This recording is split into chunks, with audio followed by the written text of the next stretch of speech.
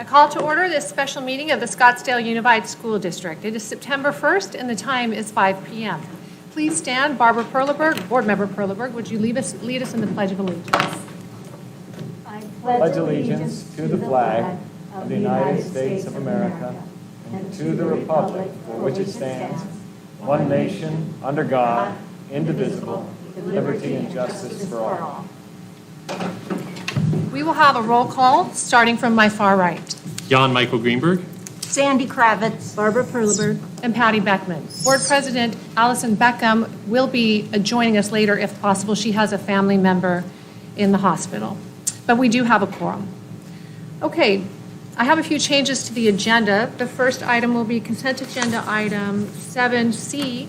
I will be pulling that and tabling it. It will be coming back to our agenda at our September 15th meeting.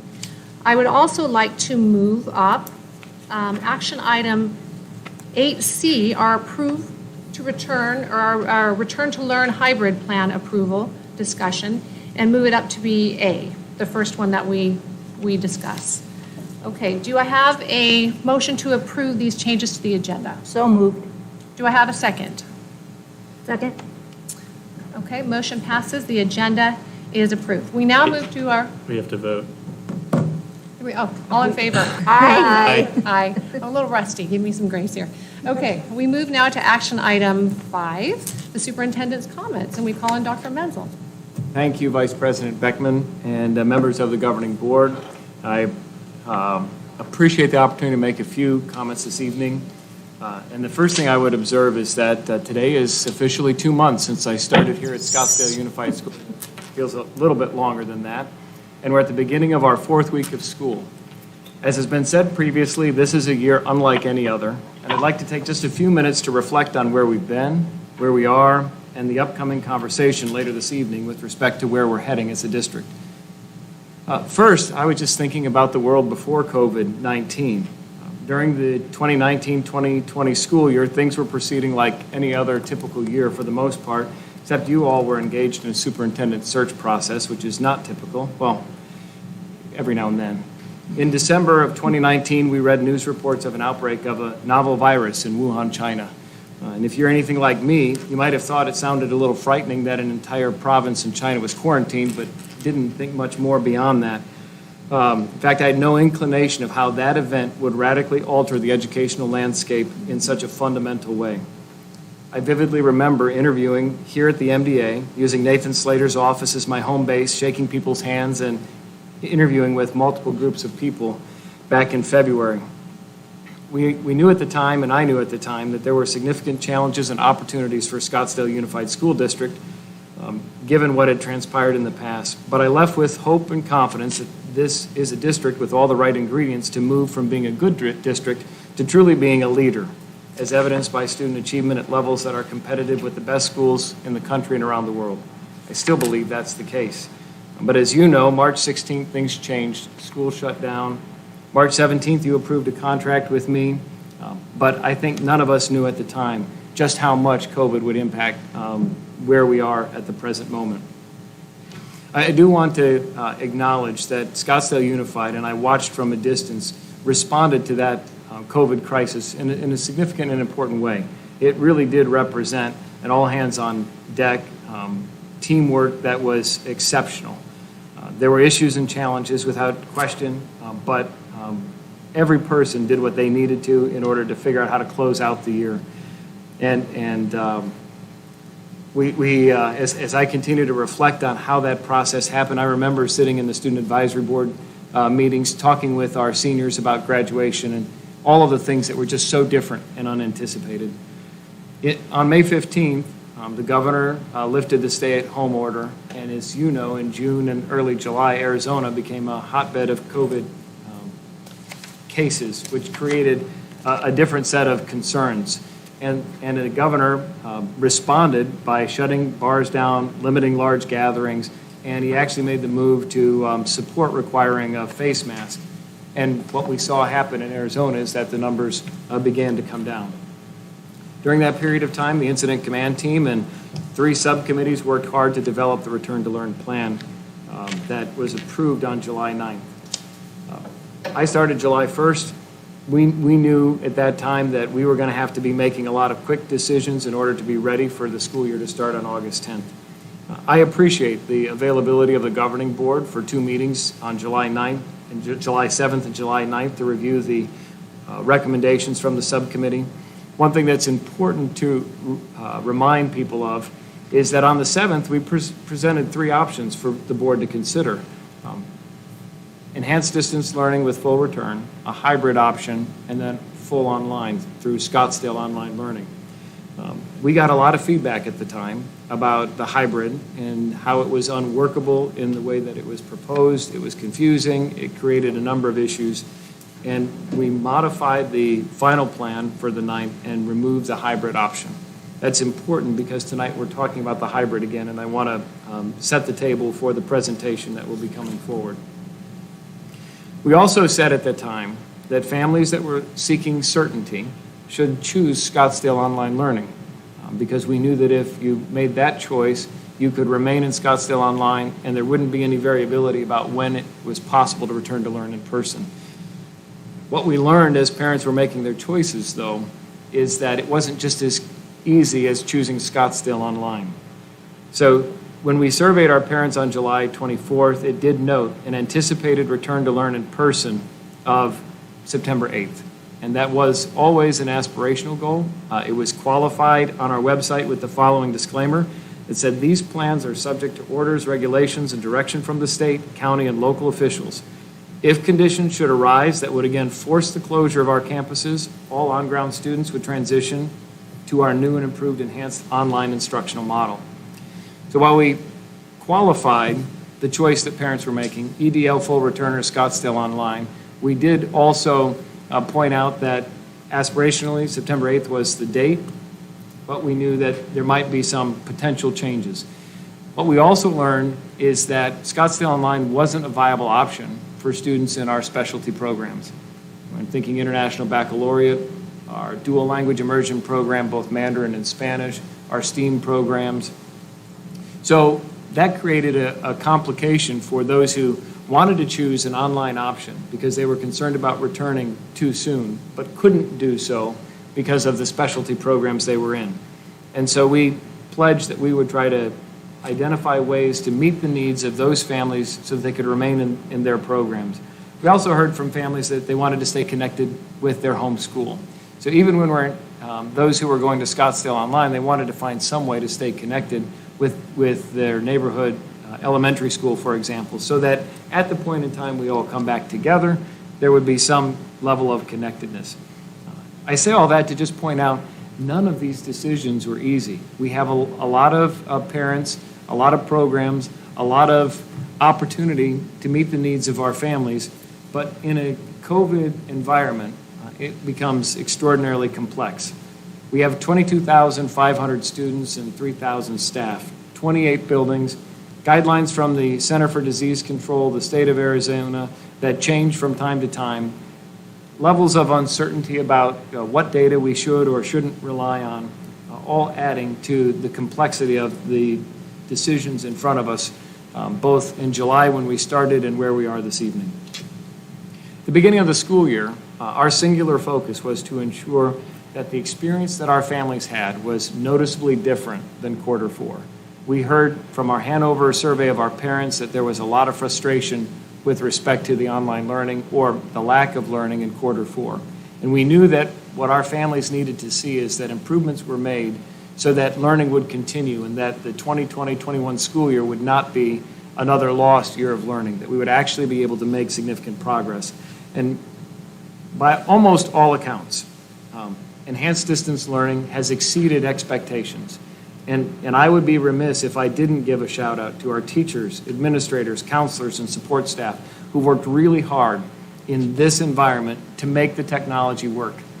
None of us are arguing that online is a substitute for in-person because in-person learning is extraordinarily important.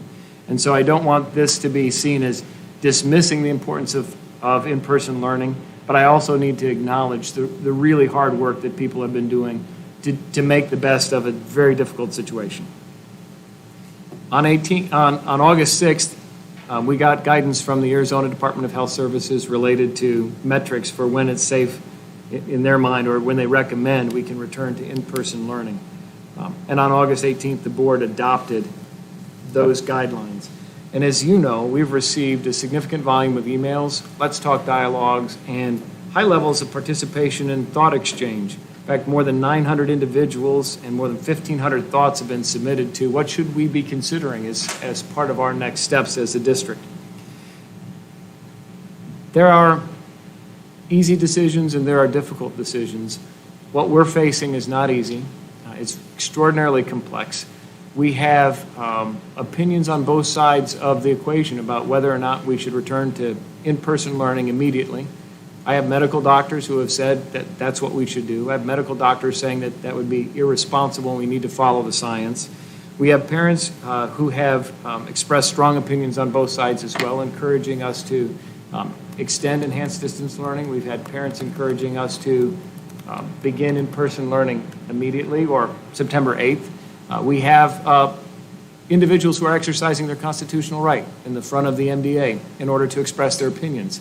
I think that's all very important for us as we proceed as a district. And I want to say that from my perspective, I think we do share a common goal. At the end of the day, we want our students back on our campuses. And the question is how and when, but the common goal remains. And we want to provide the highest quality educational opportunities so that our Scottsdale students can achieve their full potential. So this evening, when you hear the report from Dr. Guerin, I'm hopeful that you'll be able to ask the questions that we need related to understanding what the hybrid proposal is, and that we'll be able to talk about how we can actually gather more concrete data so that we know, not just from the hundreds of parents and people that we've heard from, but from the 22,000 families that they represent, so that as we go forward, we're making an informed decision based on the input from our entire parent community. Many people have said that they're speaking for the silent majority, but they've said that on both sides of the equation. So I would welcome having more concrete data to make our decisions. I'm thankful to each one of you because I know that these are weighty decisions and that you haven't approached this responsibility lightly. Being a governing board member is often a thankless task, but I know that each one of you are approaching this with the best interests of students in mind, and I look forward to the conversation later this evening because I do think it's very important. And so with that, I'll conclude my comments and thank you for the opportunity. Thank you, Dr. Menzel. A few notes that I should have probably pointed out at the very beginning of the meeting. We are spaced about at least 6 feet apart. We are wearing masks, and we will be taking them off when we speak so that we may be clear and understandable. We are also not allowing visitors in the meeting due to COVID restrictions. Also, the first meeting of every month is a special meeting. It is not routine for us to take public comment in a special meeting, but we will be taking it again at our regular meeting on September 15th. Thank you. We move now to our first information discussion item, which is 6A, revisions to adding face covering mask requirements. And I'll let Dr. Menzel introduce our presenter. We did discuss this at our last governing board meeting, and there were some changes that were requested by the governing board, and Michelle Marshall is here to talk about those changes and confirm that the changes we made comply with your expectations.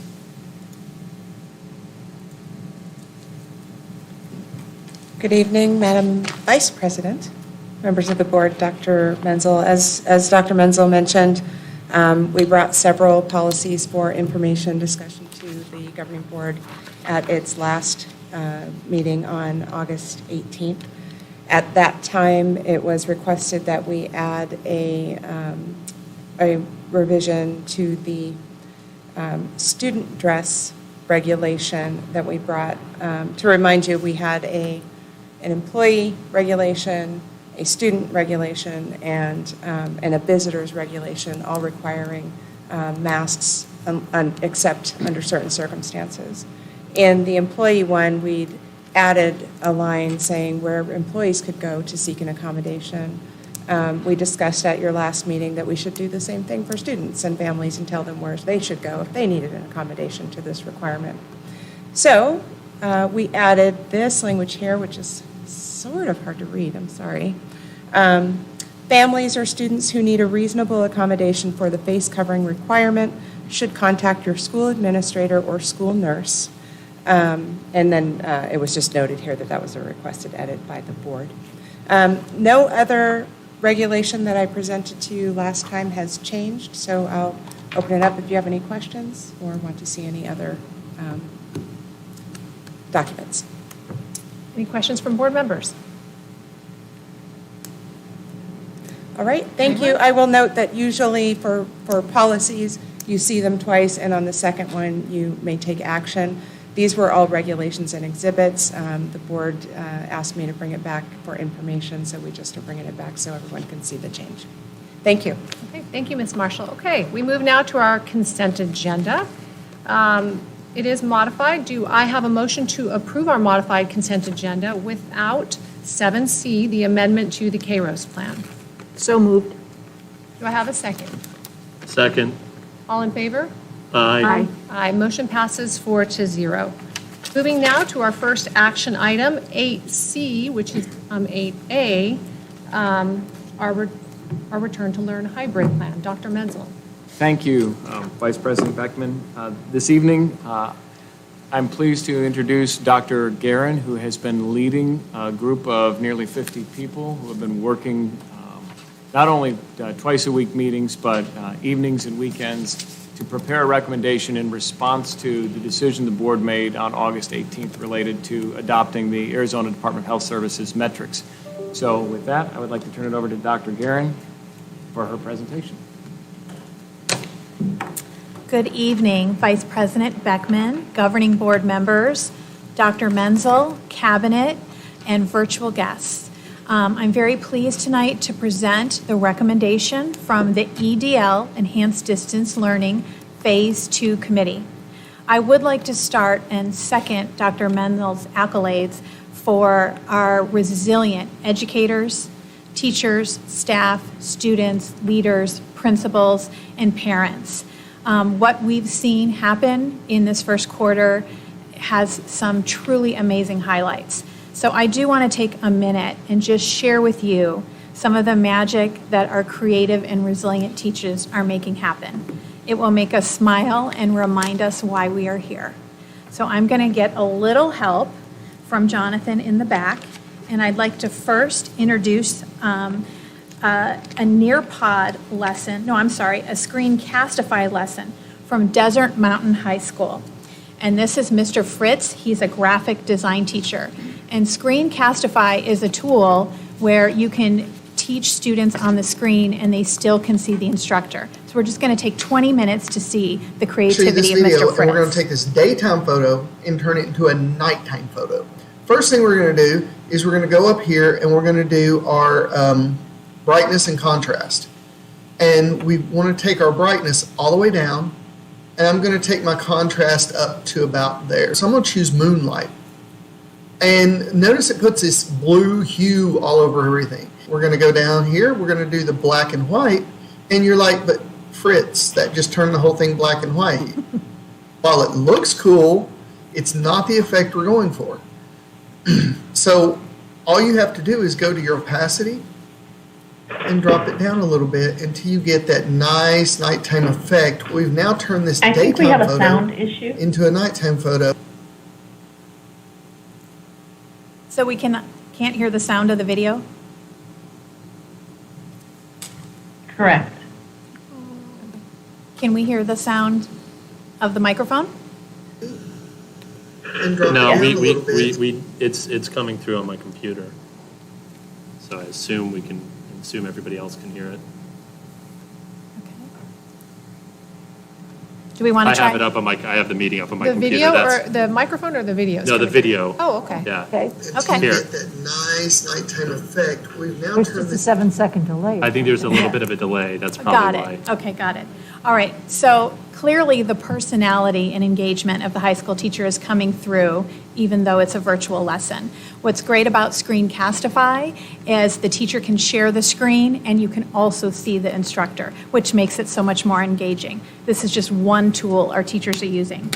The next thing I want to share quickly is a Nearpod lesson from Ms. Blanchette. And this is a social emotional support lesson for 6th grade students in Ingleside. we vowed to really focus on social emotional support when students came back, having them connect with each other and engage with each other and support each other in this challenging time. So let's quickly look at a Nearpod lesson for about 20 seconds.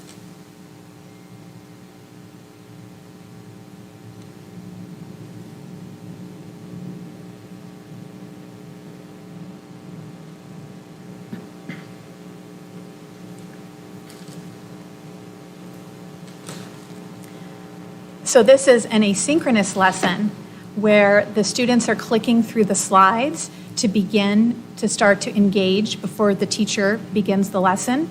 And you can see that the warm-up is listed. The teacher has created the slides. And then in a minute, you're going to see an engaging activity. So we're talking about empathy and encouragement. And then the next slide, they're able to engage with their students, give a sentence to encourage classrooms, say something positive to your class. It looks just like a bulletin board. So we're all interacting with each other positively on this virtual bulletin board. So just one way to bring students together. And it was a really excellent example from the teacher at Ingleside.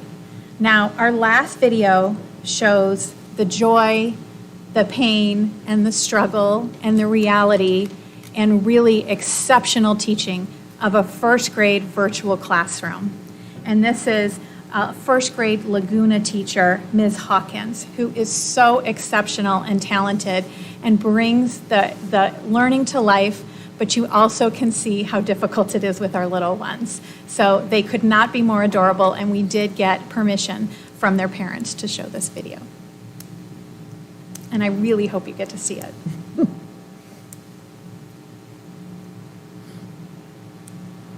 Dave, you see me? I see you. Okay. All right. This is what I want you to do. I want you to log back in. Get a grown-up friend to log back in, okay? I'm news. What is your news? Tomorrow, I'm waking up really early because I'm going to my brother's soccer game. All right, so boys and girls, let's talk about the math tools and the strategies that we've used to solve addition and subtraction. We've used our part-whole mat. Go ahead and get that and show me your mat, which means you're going to raise it up so I can see that. Cece has her part-whole mat. I don't see you now. Yes. I don't have that. So what can you do if you don't have it? Let's problem solve that. What can you do? I can get my manipulative. Your manipulatives, yes. You can also draw it on your slate or on a piece of paper, okay? Okay.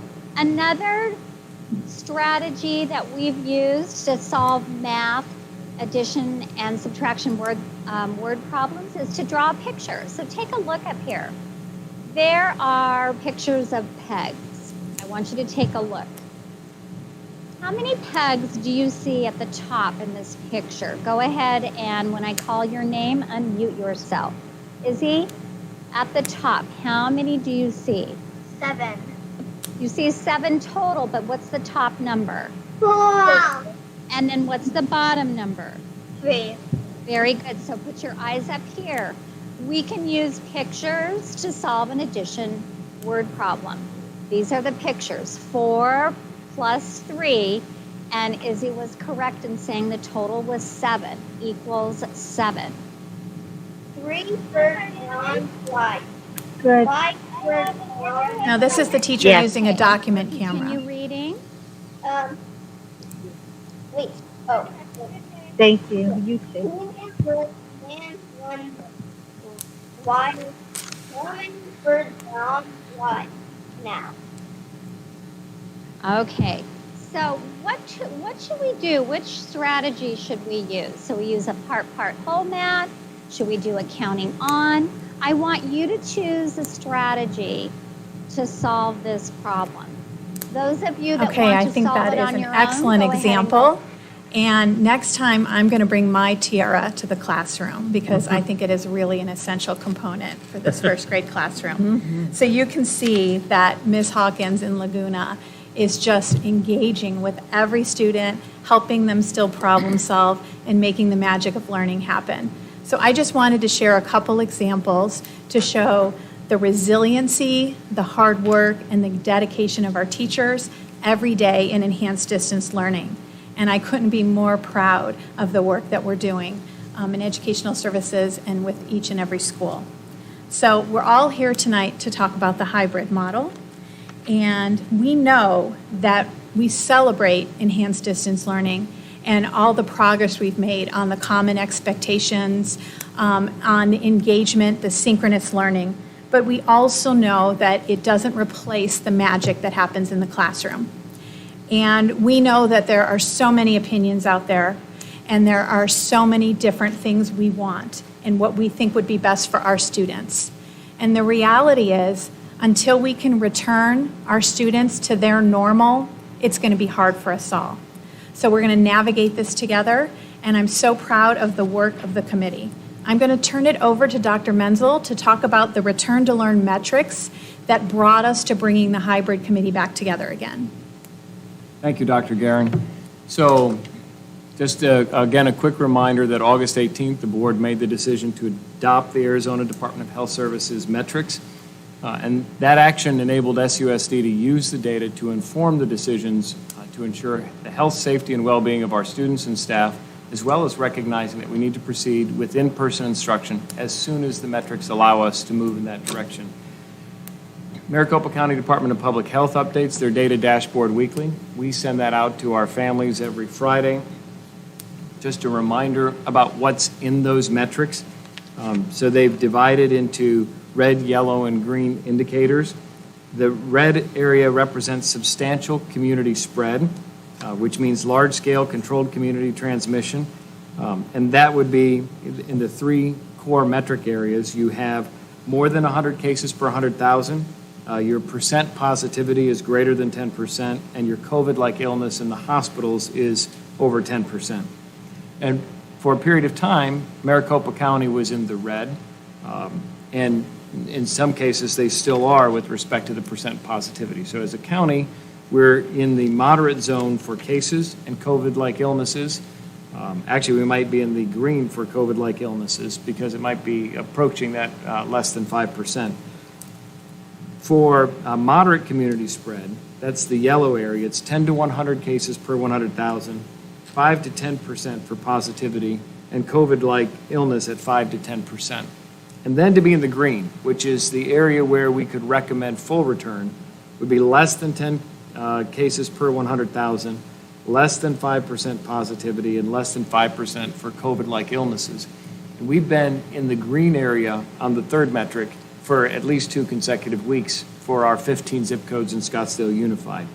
We have been under 7% positivity rate for the last 2 weeks, which was the metric for moving from red to yellow that was recommended by the Maricopa County Department of Public Health and AZDHS. So while there's a 5 to 10% window in yellow for positivity rate, to move from red to yellow, they said it needed to be under 7% for 2 consecutive weeks, and we've met that. The other criteria was the number of cases between 10 and 100. We have both been declining for the last 2 weeks, actually for more than that, and we have been under the 100 for the last 2 weeks. So Scottsdale Unified School District is firmly within the yellow area, and the recommendation of the Arizona Department of Health Services is that we could move to a hybrid of instruction, so something less than a full return, so that you don't have all of your students on campus every day. And in a hybrid environment, there's an expectation that we've got our hand and hygiene etiquette, enhanced cleaning, proper ventilation, that we monitor absenteeism, that there's symptom screening, physical distancing of 6 feet, mask, cohorting, field trips and large gatherings are canceled, and communal spaces are closed. All of those are listed on page 5 of their Return to Learn in Person plan at the Arizona Department of Health Services page. So where we are in terms of the metrics puts us firmly in the yellow area. The other criteria to remember is that in order to move from one to the other, you need 2 weeks of the data to show that you're meeting the metrics for that next level. we're showing good progress. I had an opportunity to speak with a representative from Honor Health earlier today who confirmed that the data trends are being substantiated in everything that they're seeing. And Dr. Sonnenschein from Maricopa County Department of Public Health also sent me an email confirming that the data in Scottsdale Unified continues to trend in a positive direction as we move from yellow to green. We've had some questions about what it takes to move back from one of these levels to another. And what the Arizona Department of Health Services recommends is that if any of the indicators move back to red for 2 weeks, then the board should consider moving back to all online. But other than that, they've created the metrics in such a way as to avoid this start and stop as best we can. But there is a provision that if you have an indicator in the red for 2 weeks, then we should consider moving back to all online.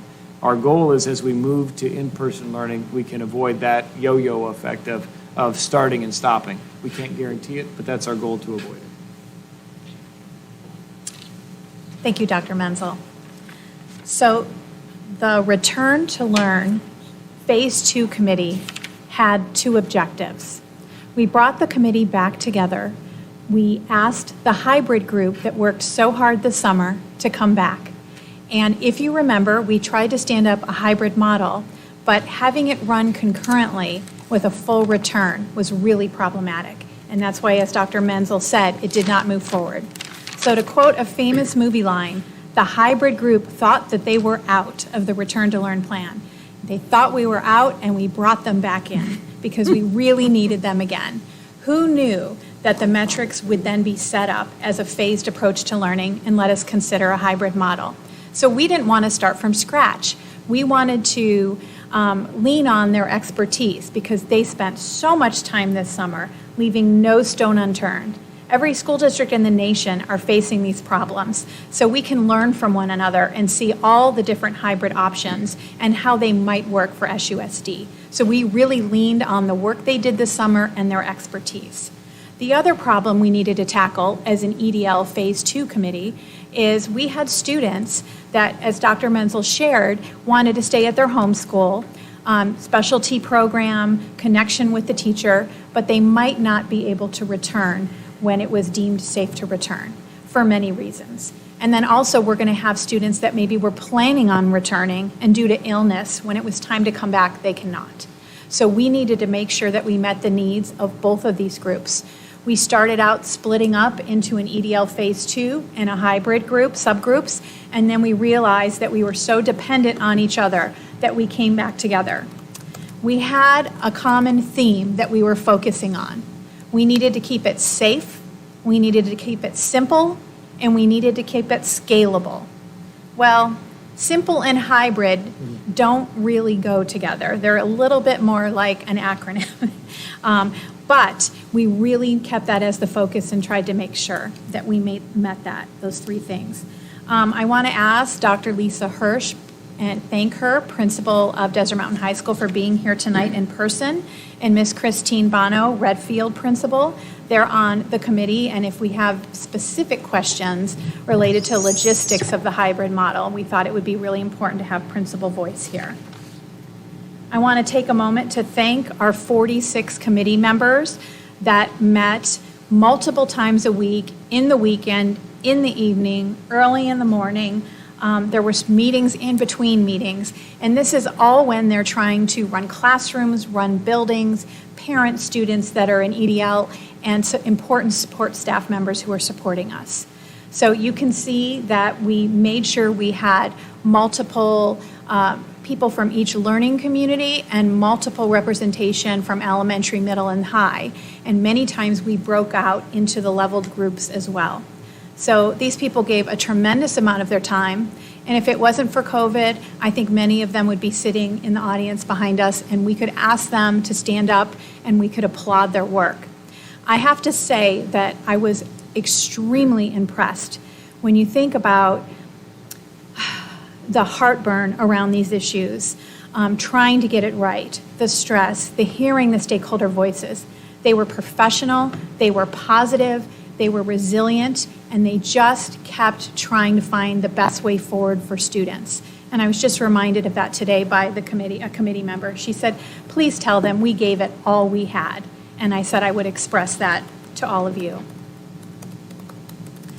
So there's been so much talk about the hybrid model and how we would split up kids in groups.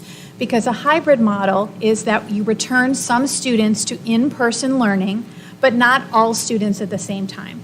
All students at the same time would be full return. And as we know, physical distancing would be extremely problematic with a full return, while our metrics are still at the yellow.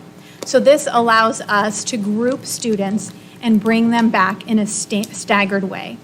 There's so many different models. There's 1 week on, 1 week off, every other day, 2 days in a row, 1 day off in the middle. You name it, we looked at it. AM, PM, and you're going to see a combination of some of these things throughout the presentation. So everything you see is going to have an asterisk on it because we don't want to take the bat out of the hands of our building principals and leaders if they're going to modify it a bit for their school. So I asked Dr. Bachna, our data wizard, to look at the names in SUSD by last name. And our number one priority was not to split up families. So we cannot have an 11th grade student on a different scheduled day of the week than a second grade student that they might support at home. This is critical. We understand not all family members have the same last name. So that's where the asterisk comes into place. So if that's an issue, we will work with families. We're a unified school district. That's a point of pride. We're going to make it work for families. But if there isn't an issue with families and a principal, such as someone with a Mandarin immersion program, needs to split up where the A group is getting English and the B group is getting Mandarin, and you need to make sure you put students in certain groups, if it doesn't disrupt the family priority, then we're going to have them have flexibility. So don't get tied to your group A, group B, because it could change based on your building. But that we need to have a place to start, and we need to prioritize for families.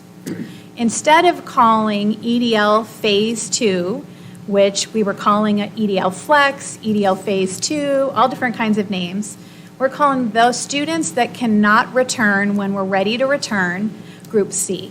Those are virtual learning from home within EDL framework. So when I talked about all the different hybrid models out there, we landed on an AB schedule. And we really talked about instructionally what would be the most important. And AB allows much of that flipped learning to take place, where you can prepare for the lesson by reading a chapter of Romeo and Juliet, watching a video, reading an article, and then the next day when you're in person in class, you've created discussion questions to ask your peers and have that robust back and forth discussion or work on a collaborative project. So it's maximizing the time that you are in the classroom. So that was the thought behind the AB. Monday, we agreed, would be all students synchronous. Synchronous is live, asynchronous is not live. So all students are going to be synchronous from home. That way, whether you're in Group A, you're in Group B, you're Group C, you're all going to be together just like you are right now in EDL, because the teacher can set the stage for the learning for all three groups in the week. So this was the K-12 hybrid all model. We are going to articulate this model in two different ways. So we're going to show you one way that was the committee recommendation, and then we got a tremendous amount of stakeholder feedback, and we made modifications based on that stakeholder feedback. So you'll be seeing two different versions of this AB model. So our initial hybrid committee recommendation, of course, any hybrid has its strengths and its challenges. We want to return students to person learning. We want to have them return to that engaging, interactive classroom, but we want it to be safe. And we like that all students were together virtually on Mondays. And in this model, we liked that when they did come on campus, they were there almost the whole day.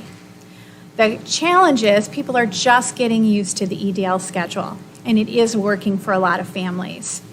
On-campus time is not every day. If you're going to have your teacher teach half the students, then when you're at home, he or she cannot be teaching you if she's teaching you in person. That is really problematic. And then the other issue was EDL Phase 2 students in this model would be asynchronous much of the time. So not a lot of live teaching. So when we rolled out this model, and if you look at it in Group A, the orange is when students would be in person. So if you were Group A, you'd be in person Tuesday, Thursday. And if you were in Group B, you'd be in person Wednesday, Friday. And Group C would be with everyone on Monday, but you would get asynchronous learning much of the time. This plan received a lot of feedback from stakeholders, teachers, and parents that this was not enough live time with the teacher. The committee prioritized getting the students on campus as much as possible. But when you get students on campus as much as possible with a hybrid model, you give up the kids getting to interact live with the teacher every day. So that really struck a chord with families and with teachers. So based on that, and this was a sample schedule from that original model, so your day would start on campus from 8:45, but it would only be 2 full days a week. So we looked at all that stakeholder feedback and recently made some modifications, and the committee supported us bringing this forward. So the first is 2 days a week, almost full day, but yet a lot of asynchronous time, a lot of time without your teacher. This new model, every single learner, whether they're Group A, B, or C, they have a significant amount of time live with their teacher, whether it's in person or live on the computer. New lessons are taught daily. There was a lot of concern about having down days where you were waiting for your time to learn. Because the teacher teaches the same lessons with all 3 groups, you're able to continue to move forward every day, so you're keeping more up with the pace of a regular classroom. Students unable to return can still receive live daily instruction, engage with their class. Again, the challenge is changing the current schedule, and on-campus time is reduced. Because if you are going to try to meet all those needs equally, then we can only have students on campus 2 days a week, half days. So I'm going to show you how this works. I do want to highlight a major strength of EDL and all hybrid models. And I've heard this loud and clear. They get to keep the teacher they have right now. And that is so important. In all this inconsistency and changes for students, they are still with their classmates and they are still with their families one way or another. And we have heard over and over how important it is in the lives of our students and the lives of our teachers. And with our push on social emotional support at the beginning of the year, I think that's a very important thing to highlight. So, yes, this is confusing. We tried to keep it simple, and I actually think I'm going to start with this graphic because it seems to be a little less confusing. So, if I am in Group A in Mrs. Smith's 2nd grade class, on Tuesdays and Thursdays, I'm going to go to school in person from 8:45 to 11:30. What's interesting about this is it's going to be my core instruction with Mrs. Smith. I will not have specials. I will not have lunch. I will not be pulled out for band or orchestra or go get some reading support or speech. This is uninterrupted time with half of my class. So there might be 12, there might be 13 students around that area depending on the class size, but in elementary, that is a good range. And it's 2 hours and 45 minutes of uninterrupted time. Now, when you think of the hybrid model and you think of cohorting students, which means keeping the small same group of students together, that they're not exposed to a ton of other students.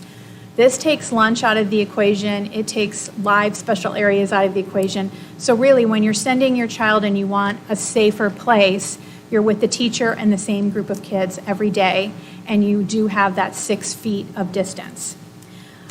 You head home in the afternoon, and you have enough time to get home, and then you get back online, and you get to experience live special areas. If you need English language support, speech support, if you need reading support, gifted learning lessons outside of your essential time, that's all going to happen in the afternoon for that group. So even though it's only a half day on campus with my teacher, it is the essential bang for my buck focus time with my classroom teacher, hitting the essential standards, going deep. And then I get all the extra that makes school special too in the afternoon. Then while that's happening, Group B and Group C are together, and they are doing their specials and extras in the morning. And then in the afternoon, they're at home, right, on Tuesdays and Thursdays. But in the afternoon, their teacher's going to jump on the computer and repeat what he or she did in live with Group A to both B and C together. And so that way, I have reached A, B, and C for that 2 hours and 45 minutes. I've repeated my instruction twice. And then when I'm not with my teacher, I get special areas and support services. So it's a unique and different way to break up the day, and it creates equal live classroom, homeroom teacher time for our students. So when I go back to this model, you can see that Monday is still everyone together online at home. We have that running depending on your school start time. If you're an 8:45 school, it's 8:45 to 1. If you're a 7:45 school, it's 7:45 to 12. And this is the elementary model with modifications. And then the teacher's day is so busy Tuesday through Friday that we really felt that there needed to be some prep and preparation support time Monday afternoon. And then you can see that there is a quick lunch/prep, get the kids on the bus, get back on in the afternoon to get on the computer for virtual learning. So if I'm a Group C student, I have my specials and support in the morning, and I have my live teaching with my classroom teacher every single day from 12:30 to 3:15 or from 11:30 to 2:15, depending on my start time. It doesn't matter if I'm with Group A or Group B students because we're all in the same class and we're all experiencing the lesson that day. So there's pluses and minuses of both models, but I wanted to explain both of those and then stop for questions. Thank you, Dr. Guerin. Questions from board members? Board Member Kravitz. I just wanted to point out, some of us have seen this presentation, so if we're not asking questions, it's because we've asked questions before and they've been answered in the presentation. So it's not for lack of interest, for sure. Thank you, Board Member Kravitz. Any other questions? Comments? Dr. Menzel, I wanted to take this time, thank you, Dr. Guerin, but just to have you take a step back and talk about the zip codes for 1 second. I maybe should have jumped in there. Can you just repeat, when you kept having Maricopa County up there? Right. And I know some of our community members were confused about how we use the 15 zip codes in SUSD that make up 92% of our population, and it's a weighted average to come up with those numbers. Can you speak to that for 1 minute? Because I don't want to forget, Sure. and it was important. Right, so when you look at the Maricopa County Department of Health, you can break it down by, you've got the county aggregate, then you have an option for city level indicators, school district level indicators, and zip code indicators. Within that, the Dr. Sonnenschein indicated that for school districts where you draw from more than just your primary zip codes of where your buildings are located, that you should look at the zip codes that are populating those facilities. And the threshold that we identified as appropriate was any zip code that had 1% or more of our students would be included in our calculation. So that moved us from the 10 zip codes where our buildings are to 15 total, representing 92.5% of our students. And we figured that that was a good metric where we could have confidence that the data that was coming in reflected where we were as a community, and would then be able to inform the decisions about moving from red to yellow and ultimately to green. Okay. Thank you. Any other questions? Board Member Kravitz. Could you explain why broadcasting from all the classrooms is an extreme technical challenge? It is an extreme technical challenge. We have over 1,500 classrooms. And when you think of a high school schedule, a middle school schedule, every single teacher live streaming, the network simply doesn't have the capacity right now, though they are working so hard to upgrade, and it has been really stellar. What's so interesting is the few times we've had some hiccups, we found out that 25,000 students in California went live. It was their first day of school using Google. So then all of a sudden, Google had some hiccups. And the same thing keeps happening with Teams. So when you think of all the tools we're using, it's not only our bandwidth, but it's also everyone, not only schools, but businesses. Every organization are trying to use these tools, and these companies are trying to spool up as quickly as possible. But it is problematic because you just hit max capacity. So we talked about being able to really ensure that we could live stream every room all day long, and that would be problematic. Number two, I heard some teachers very passionately speak about this. Now, some thought, great, I will live stream my 20-minute lecture and save it for the kids. But if we were going to try to live stream, a teacher would have to stand, and we could film the teacher, potentially the whiteboard, and the teacher talking. With the other students, it would have to be, it's really a stand and deliver. It's what they're doing right now from home, from many teachers' perspectives. And they said, you might as well leave me at home. I want to be with my kids, circulating, problem solving, making projects, all that magic that is not standing in one place. So I think there would be some really creative live streaming that we will continue to see and is happening right now. But for what the teachers want to do when they come back, I don't think it's going to be appropriate for every teacher. And I taught kindergarten for 2 years. And if you want to live stream that while half my class is watching on film, and especially the first few days of kindergarten that they've never been in school, that would have been fun to watch. So I can speak from experience on that would be a little bit problematic. Thank you. Any other questions, comments? Board Member Greenberg. Could you please speak to why a K-1 full in-person learning model phased up to the grades was not one of the recommended hybrid systems? A full return? Yeah. So if we have full return, we would have anywhere from 24, 25, 28 students in one classroom. And unless we cloned or hired multiple teachers, we would not be able to divide them up into smaller groups.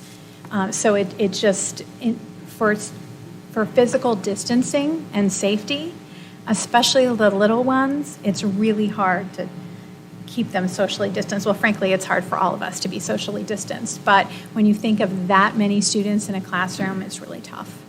And it also would not be in keeping with the metrics, correct? Because the metrics suggest that the reason for the hybrid is that you can maintain the CDC guidelines of 6 feet apart and low classroom space. Is that also correct? Right. When you look at the hybrid checklist that the Department of Health Services provided,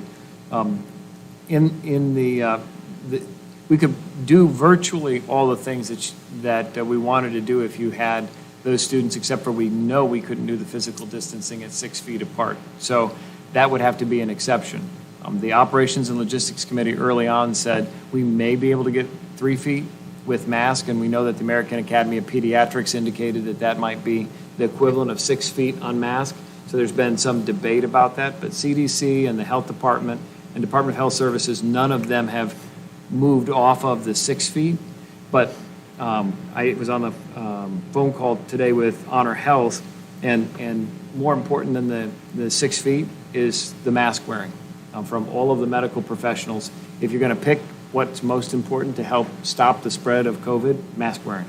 So yes, the reason why that was not considered in full detail was because of the 6 feet physical distancing. And then when you scale, when you fill a building, then it becomes even more difficult. If you had only K2 in a building, you have a little bit more elbow room. There's some ways to maybe do it. You still can't get the 6 feet, but you can meet all the other criteria. But as soon as you have a full K-5 building, then it's a little bit more difficult to accomplish the goals of the hybrid. So I have a question about that. We just did our capacity study, so we know our campuses really well. And when we're talking K1, even K2, typically each grade level has 4 classrooms, give or take. Have we thought to get creative and look at our multi-use spaces and maybe open up these just that limited? If we were to look at a full return and say, okay, you could take a classroom here in a multi-use space, you could take another classroom here in the gym, you could take another classroom here in the library, because we're not talking, if we're looking at K1, that many classrooms. We were talking 3 grade levels, that's maybe 12. I mean, I'm not saying I have a perfect strategy for it, but has it been something that we've looked at with the use of our campuses, because we have 3rd, 4th, and 5th that wouldn't particularly be on the campus? So I do think we have a few larger areas, but I don't think we have 12 on most elementary campuses. So we also could look at a different campus. High school has more openings. Thank you. Any other questions, comments from board members? We'll finish this, right, and then we can come back? Okay, thank you. But my committee was charged with providing a hybrid model. Yeah. So I am here with that. Thank you, Dr. No, I was Yes. just, No, I know, I Yeah. know. There's just, and this, we kept going down these rabbit holes in our committee meeting too, because it's so complicated. And so that's why we kept saying simple, scalable, safe, because it had to be something that would work for K-12 as a unified district. So. and just to clarify, the full in-person isn't a hybrid model. It is a full in-person, which is also not in line with the metrics that we agreed to. So in fact, if we did do that, we would then be going back on the metrics that we just approved, correct? Is that another reason why that Right. that was not If before? we did the full in-person now, the metrics don't support that based on what the Department of Health Services identified, because we're not in green for 2 consecutive weeks. So moving to full return at this juncture, we're not in green. One of the, I'm glad you brought this up, because it was, I was confused. We got a number of emails that say we are in green. Well, the way the data is reflected on the dashboard, when it says you've met the criteria and it looks like it's green, it's the criteria from going to red to yellow. It's the benchmark criteria for yellow, but it looks green. So people have made that assumption that it's green, but we haven't met the green benchmarks yet. We've met the yellow benchmarks. And so if you were to look at the business dashboard at the ADHS website, it's very clear that we're in the yellow and all moderate, and there's no green check boxes. But for the school dashboard, there are green check boxes, which makes it more confusing. Okay, thank you, I appreciate that. Absolutely. So I want to continue with some specialty groups that we looked at. And I first want to talk about special education. This has been a group that we've prioritized for Return to Learn. And when I talk about special education specialized program, these are students that get most of their learning outside of a regular classroom setting. And so we are recommending that instead of an AB model, these classrooms are typically smaller, maybe 12 students in the classroom. So we would be able to return them in the hybrid model for 4 days. So we would still have all the students learn on Monday together virtually, and then the students that are ready to return could return Tuesday, Wednesday, Thursday, Friday. And depending on what hybrid model, here we have a half-day schedule. And this is under the assumption that there's a significant amount of students in special education programs that are not ready to return. So the teachers would need the afternoon to provide services in the individual education plan to the students at home. So that's really important as well. We're going to have very busy related service providers that would have potentially some students in hybrid on campus, some students in specialized programs on campus, and a majority of grade levels at home that still need services. So you can imagine the complexity of the schedule there. They would follow the same schedule as their elementary school. This is very important for transportation. And again, this does not include learning resource center or standalone services with occupational therapy, physical therapy, standalone speech or a student with a 504 plan. We're talking about the programs, the specialized programs. And we had significant special education representation on the committee, including a parent, and that was extremely helpful. And we decided to survey our parents K-12 in specialized programs, and the survey results were due yesterday. So there are 600 students in our specialized programs pre-K-12, because we also have Panda preschool, and then post-senior year, we have the SCORE program, which is ages 18 to 21. We received 288 responses, so almost half responses, 40-something%, and 74% of families said they wanted to return to in-person learning. So that was a significant number. Now, we didn't get extremely specific about a schedule because we're waiting for governing board guidance on that. We asked if the SUSD governing board approves an in-person return to learn for instructional special education programs, would you choose to send your child to school? Now, the introductory letter talked about the hybrid model, talked about 4 days a week, talked about Monday being at home.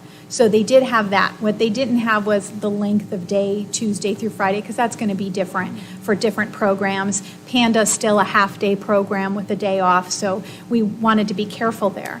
But this is with knowing that it's some sort of hybrid and knowing it's in person during yellow metrics. 74% were interested in returning. So that was very interesting data. We talked about having an orientation week for kindergarten, that if we split up a full kindergarten classroom into quarters, that a fourth of the students came each day of the week for a half day, then you would have a very small portion and families could have that experience of walking their kindergartner to the door and meeting the teacher if we kept the numbers that low, that you could actually have the comfort of that. To think of a 5-year-old getting out of a car and the parent having to stay in the car on the first day of kindergarten is not what we want for our students. So this dip your toe in orientation, which is something similar that we did anyway to start kindergarten, I think would meet the needs of a lot of families. And even kindergartners that weren't ready to return, that wanted to stay at home for Group C, could also come if they felt comfortable in that really small setting to meet the teacher in person that they've been seeing on video. For that orientation week, we would provide some asynchronous instruction so the teachers could really prepare their classrooms to get ready. I'll talk a little bit more of the start timeline nearer the end of the presentation. We talked about preschool and pre-K, both our tuition-based programs, our Title I programs, and this is preschool and pre-K are not part of our K-12 mandatory educational experience, but we absolutely honor these programs, and we love that our preschool and pre-K students feed into our SUSD family. They are so important to our campuses. So because many of them are fee-based and the preschool online is not, we understand, the best and what's recommended, we are proposing an AM, PM until full return.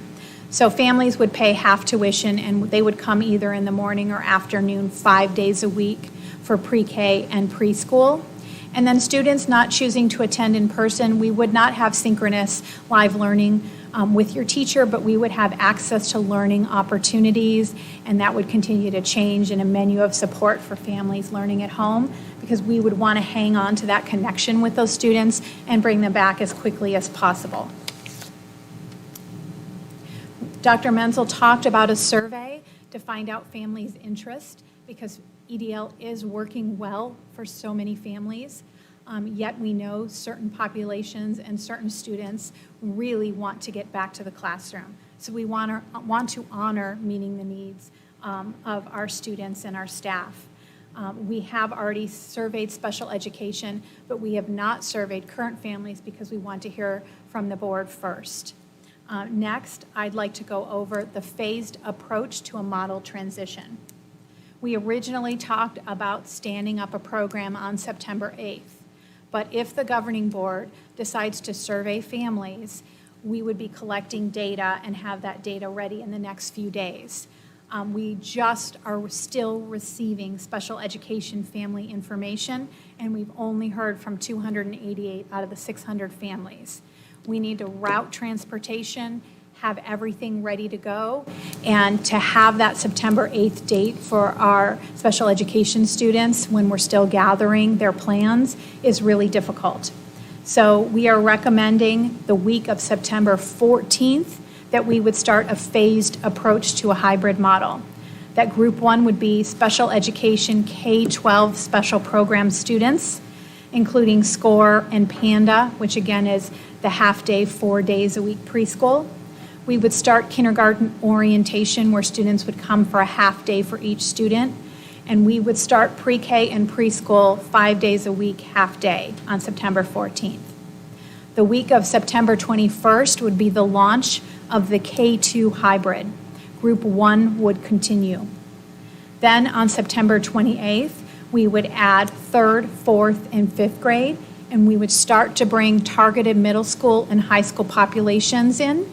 For example, 9th graders and 6th graders, I saw such creativity with the car parade through the campus next door to welcome students, but they didn't get to walk their campus and find their classrooms and meet their teachers. So we could take that week to roll that out in controlled groups and numbers.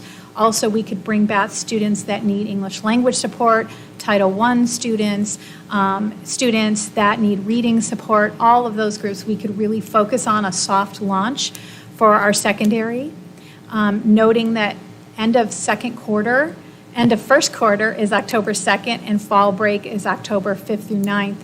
We would launch a full pre-K hybrid district-wide on October 12th. So I'll leave the timeline up there. Can you go back to the asterisk on the bottom of that? Oh, yes. Very important that if the metrics change to green during this phased approach to hybrid, the governing board could decide to transition to full return at any time throughout the timeline. So things could get better and we could be in the middle of launching this phased approach and decide to launch full return. So it might be that middle school and high school end up going full return at that time. Okay, thank you. Questions or comments? Board Member Greenberg. Could you please go back to the special education survey data? Okay, so my first question is, we have about a third of the student, or almost half of the student body responding to this. Was it clear that this, in fact, I actually don't know, is this question geared at hybrid learning or full in-person return learning? So you just saw the question here, but there was a letter that went with it, and the letter that went with it, there was also a narrative at the top of the survey. So it specifically said hybrid, and it said Tuesday, and Ms. Rehberg is on the line, and Dr. Bachna is on the line. So if I'm not capturing that correctly, or you have the language in front of you to read and want to jump on, please do so, because I want to make sure I have the specific language correct. But it was returning for Tuesday, Wednesday, Thursday, and Friday, being online on Monday, asynchronous. We did not say anything about the length of the day, to my understanding, because we just weren't quite sure at that point. Did I capture that?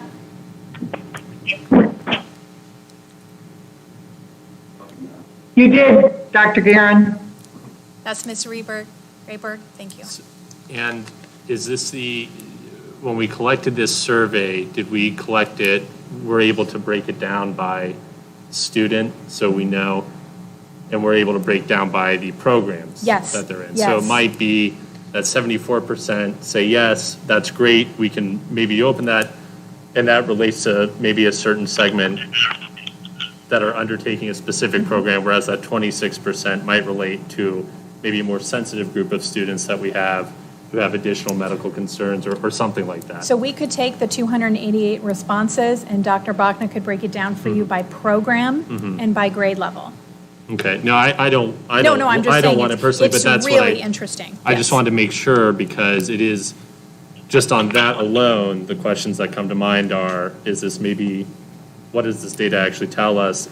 Is it program specific? How are we going to accommodate that? So as long as we collect that data and we're able to break it down in that way and ensure that, that there's makeup there, that's fine.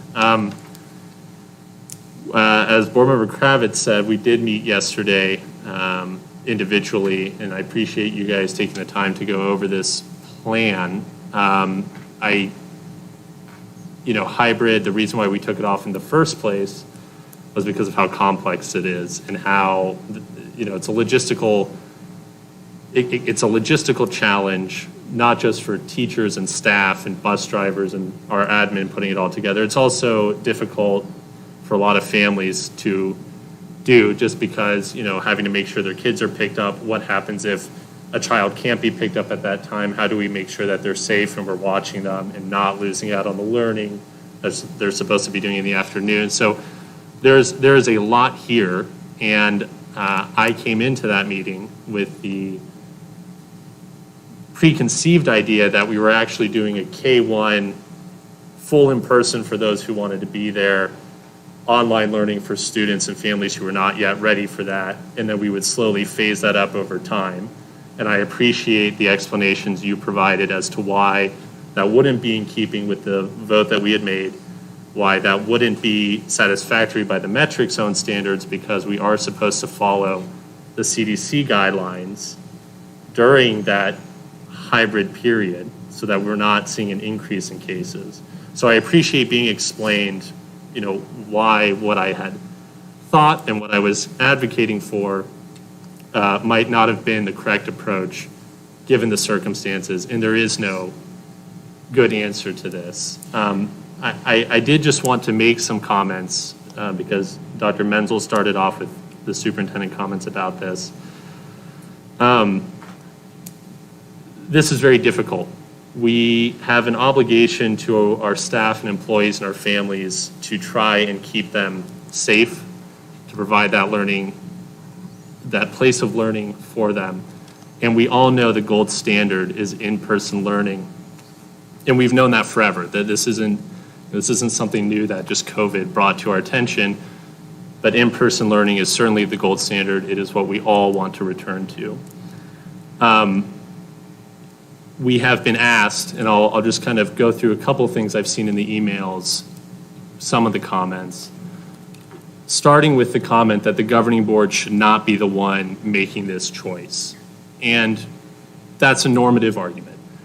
I agree. I think we all agree that we ought not be the ones making this choice, because we're not epidemiologists and we're not health officials. It shouldn't be a school district's job to determine when it is safe to return to school. But it is the obligation we have been given, and we have been given specific metrics that our state health officials, and to the extent that the CDC is involved, believe it is a safe time to return to full in-person learning. That isn't the position I want to be in, and I do not personally feel that our leaders have made excellent decisions all along the way, and then school districts across America stepped in and had said, we're going to mess this up for everybody. I don't think that's what happened. I think what we've seen is a very lackluster performance by a series and tiers of government, and this has been put on us. And that's a bad way to deal with a health pandemic. Other nations are returning to in-person learning. In the UK, I have friends who are teachers there. They're returning. France, Scandinavia, lots of places. Some places didn't even stop because they chose a very specific approach to dealing with this issue, and it was a uniform approach. Here we didn't do that, and now we're dealing with those consequences. It's an exacerbated issue, and I don't want to be in it. And our employees' lives, our children's lives, our families' lives are the paramount concern.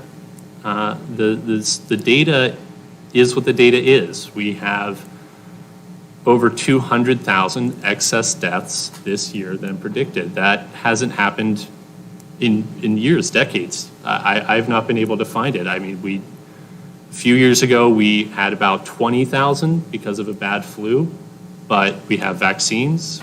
We weren't wearing masks. We're wearing masks now.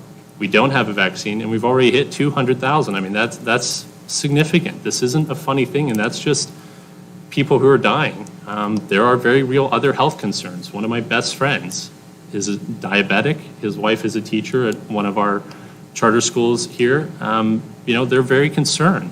These are people's lives we're talking about. We're not talking about, somebody might lose their job. We're talking about life and death here.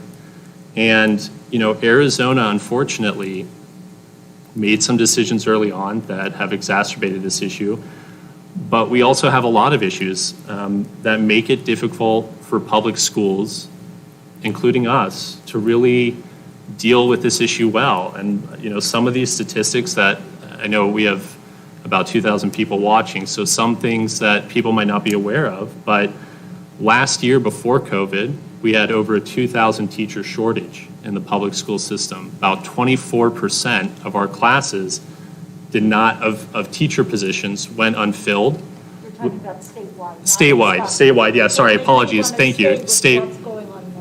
Well, statewide, I apologize, yeah, statewide. We have almost 2,000 classrooms without permanent teachers in the state.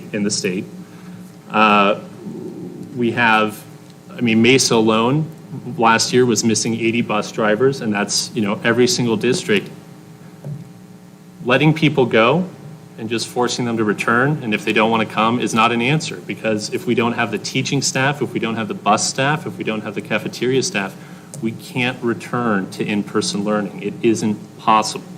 And we have to have their support on this because we want everyone to feel safe in their working environment, and we want students to feel safe on this. So, it is a very difficult and complex situation, but I am comfortable staying the course with the metrics as we voted on. I'm comfortable with this hybrid plan if families want it, and if it's determined based on survey results that, this just isn't a plan that's going to get the critical mass needed to really take off, then I believe the best thing to do is to maintain the course until we hit those green metrics and we can return to full in-person learning. And hopefully, I'm probably very overly optimistic. Hopefully that it would be by October or November, but it could be January. And that's the reality. This is very cheesy of me, but I wanted to reflect back on John Adams' closing argument in the Boston Massacre case, where he said, facts are stubborn things, and whatever may be our wishes, our inclinations, or the dictates of our passions, they cannot alter the state of facts and evidence. The facts are the facts. We're not epidemiologists. This is what we've been given. And I understand why I was wrong about opening full in-person K2. Part of me still wants to push that and go, let's just go for it, but I understand it. I get it. That isn't what we've chosen. That isn't in line with the metrics. That isn't what, is best for our teachers and our staff. So I'm happy to support this and see where it goes. Okay. Thank you, Board Member Greenberg. Any other comments, questions? Well, I'll just pipe in. We know that there's there's nothing that replaces on-campus learning face-to-face. We have to look at what's, best for our students, and how do we minimize the risk for our students and their families, because students then go home. So I can appreciate this new plan because it moves all the students along at the same time, whether you're in the classroom with the teacher or then you're learning later in the day synchronistically. So that's fine. Let's see, did I have anything else? And I think I can speak for myself. I don't know if I can maybe be able to speak for others. There's no illusion here. There will be bumps in the road, whether students are staying 6 feet apart or always wearing the mask. We have to continue to reinforce those behaviors. And with that, we need the whole community to act responsibly. when I go out, I see a lot of people wearing masks appropriately, thankfully. But it also requires, responsible behaviors on behalf of all of our parents and families when they go out, that they're wearing masks, distancing as much, so that we can get to the green. I mean, I think it's important to follow the metrics set aside or described by the State Department of Health Services. So that's all I have to say right now. Thank you. Any other questions, comments? Board Member Greenberg? I did just want to say, with the timeline, assuming this is something that our community, we have that critical mass, I do just want to make sure that we give our teachers and our staff members for that phasing in with the group one enough time, because I believe we did promise them at least 2 weeks notice to prepare, and I wouldn't want to infringe on that, especially because we have translation issues, notifications to parents, all of that. So I just want to make sure that we're not rushing them in without giving everyone that notice that we did promise at the beginning. And you bring up something that I meant to address, so Okay. thank you. So when we talked about getting ready for students and students getting ready for us, any group that comes back, we'd like to do 2 days of asynchronous learning where students are watching lessons about math safety that are age appropriate, about taking safety precautions, about social emotional learning. So the Thursday and Friday before we launch, students would be getting ready to return to campus, and we'd be getting ready for them. That our teachers need a couple days, 2 days, to transition the classroom from EDL until having the students in a hybrid. So it would be all of us getting ready for each other and making sure the rooms are ready to go, that the principals are walking the hall with the teachers, saying, all right, we're going to walk this group this way, and we're going to social distance here, and this is how we're going to line up. And we just need a little bit of time to make that happen. So we would like to have that happen before each phase. Board Member Kravitz? I think this will be my last comment. If at all there's a way to consolidate the phased approach I would highly support that. We know we have some that want to get their kids back in face-to-face with their teachers as soon as possible. Not all, and some may not, choose this, but if there's any way, to consolidate group 1 and group 2 and just move it all up a week. I know that everybody is working extremely hard, and putting in a lot of hours and a lot of effort. But if there's any way to consolidate that, it would be much appreciated, I think, by the community. Other comments, questions? Board Member Perleberg? Yes. I'll try. So back when this all started in March, when we were all shell-shocked and all very, very confused, which that hasn't gotten any better with time. We're all still very confused. But I remember hearing online people clarifying some of the rhetoric and some of the narrative of saying we're all in the same storm. You've been muted. I don't know what. Oop. Is there a I problem? can check, give me a second. We're all in the same storm, but we're not all in the same boat. And that was something that just stuck with me. Just absolutely, as we watched our businesses, our economy, our schools, everything hit this wall, I just couldn't let go of that thought. And since July, or, since trying to come back and picture what this year looks like, my question has always been, how are we identifying the boats that our different students are in? And how are we addressing their needs as best we can in the storm that we're in? I respect and understand. You are no longer muted. I think if you were so eloquent, and I guess they couldn't hear you. Yeah, what I'm saying is they could hear you. Oh, wow, So great. louder or I just said something really brilliant right now, and I was just solved really good. everybody's problem. So sorry you all missed it. Sorry I about wrote down the that. quote. Would you begin again? Oh, gracious. Online is so fun. So I'll try and speed through it. The phrase, "we're all in the same storm, but not in the same boat," has stuck with me ever since. This has ever been, and I know with everyone. So for a long time now, that's been my main question. How are we identifying for our students what boat they're in, what they need to survive this storm as best they can? As much as I appreciate the incredible hard work and thoughtfulness and problem solving and solution searching that all of this brings, I'm still left with this gut-wrenching hole of how are we identifying the boats that our students are in or even not in and simply drowning, and how are we serving those needs? I just have, especially as so much feedback we've been getting over these last few weeks, the cries for in-person because their student needs it, the cries for online because their student needs it. I don't understand how that solves that problem. I don't understand how this addresses those different boats and our students' learning, which is what we're tasked with. So again, as much as I appreciate all this work and the thought behind it, and I know the caring and love of our students and education is behind it all, and there is no easy answer.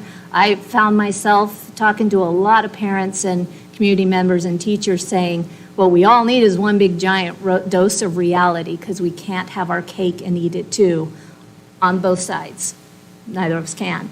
And even I'm concerned a lot, I'd love to understand where our parents' minds are now, three and a half weeks in to EDL. We've been hearing a lot of emails, but at the same time, are we really talking to them about what in-person will really look like? Because I think some of us accept that. Some of us know 6 feet apart, yeah, right. And some of us know masks 98% of the time, probably, maybe, hopefully.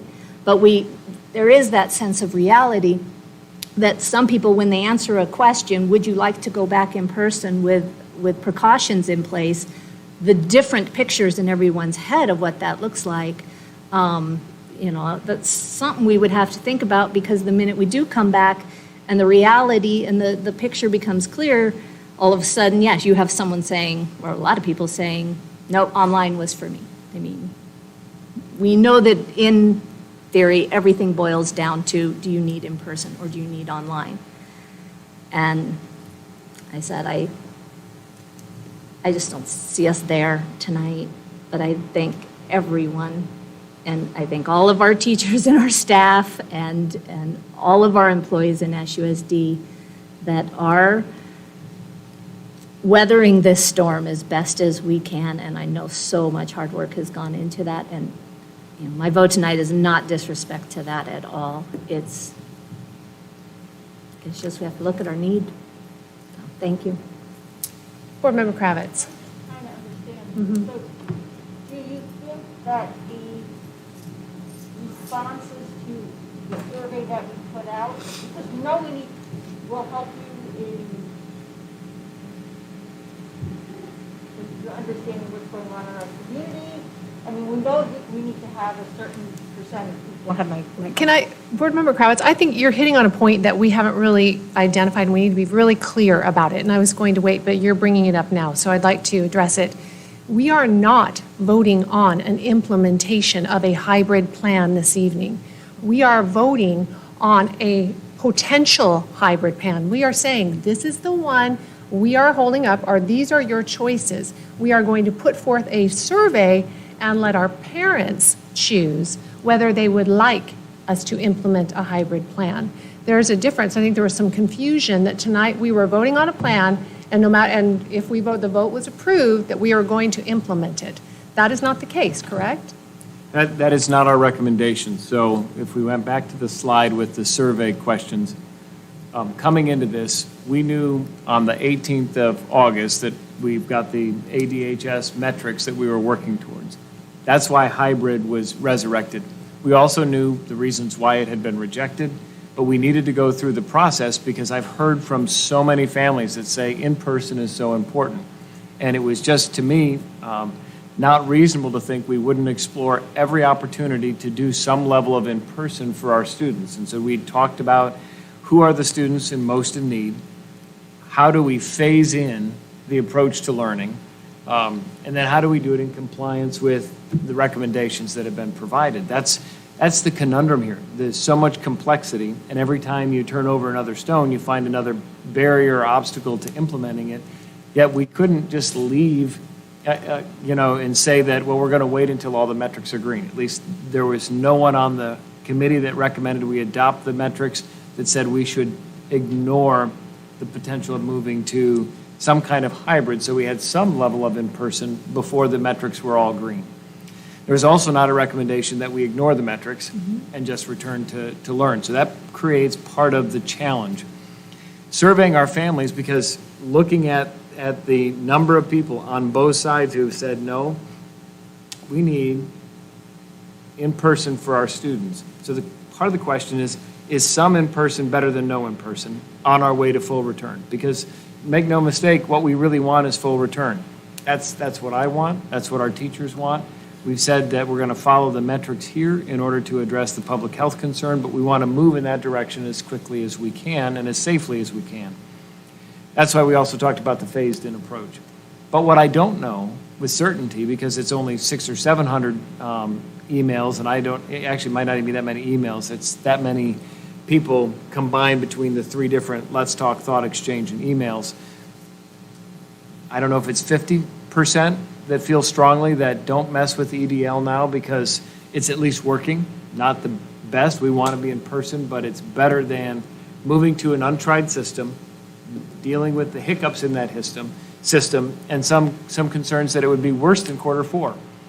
The flip side, there are others who are saying, at least from what I've heard, some in-person is better than no in-person. And then, of course, there are people who are saying, we really just should forward. Other districts are moving forward. And so we've got these three buckets. To me, in order to make a responsible decision for our community, we need to go back to our parents so that we get a larger number, just like the special ed survey, where the numbers are 3/4 to 1/4 essentially saying they want and need that service. Mesa started self-contained special education services August 24th. In talking with their superintendent today, that seems to be going pretty well. Not without any hiccups, but overall, it's been going pretty well.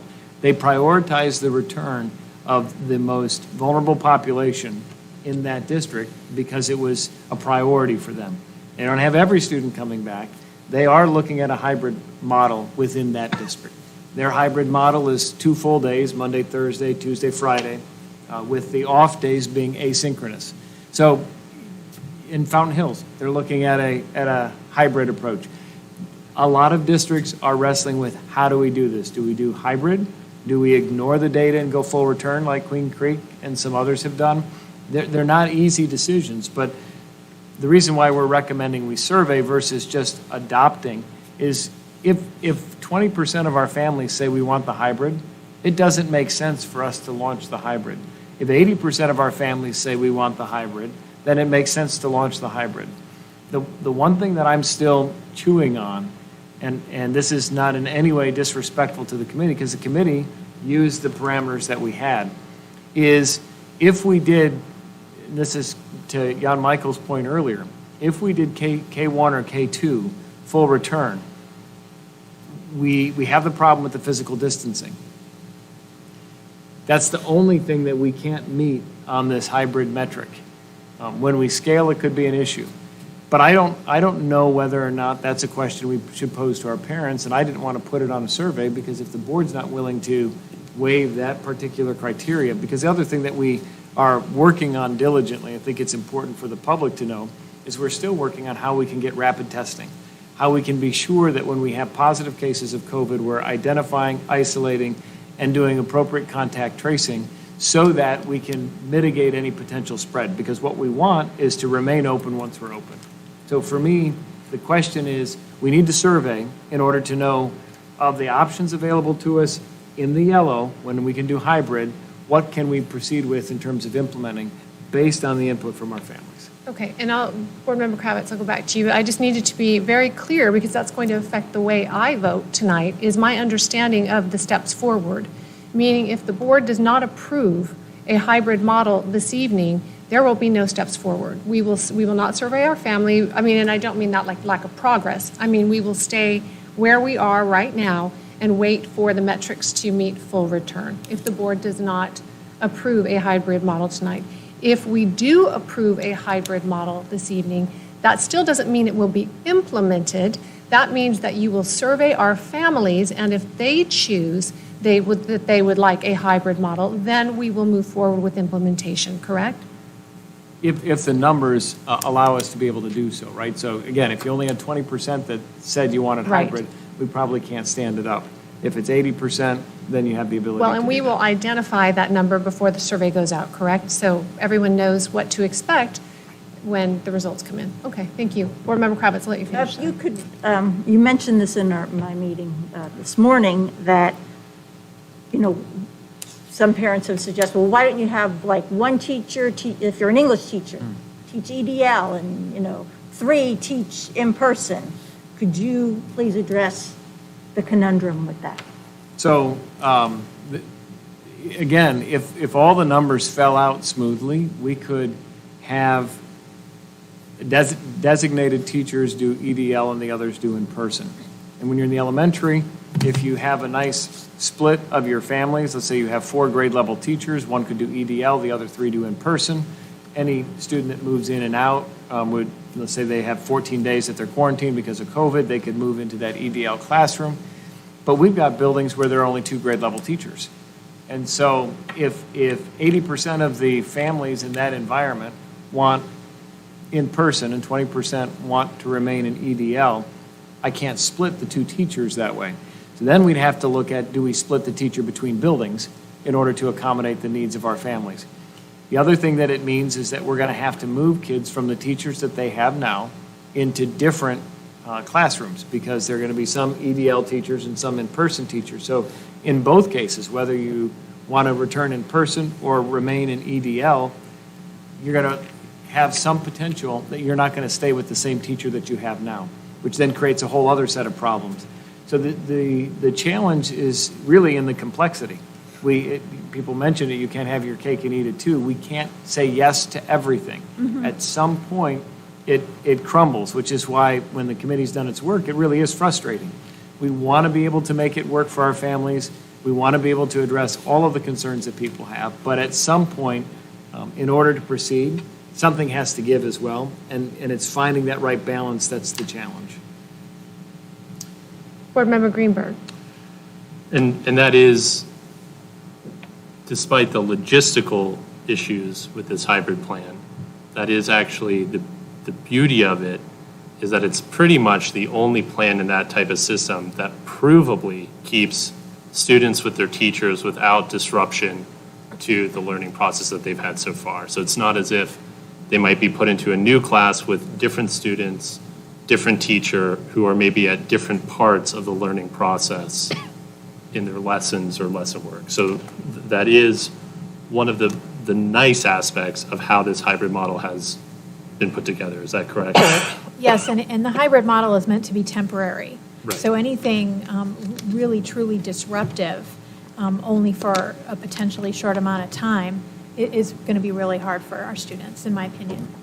And if I can speak just very briefly to those other districts reopening, it seems like for the public school districts that are reopening, they are also coming up with their own hybrid model systems to use. Is that?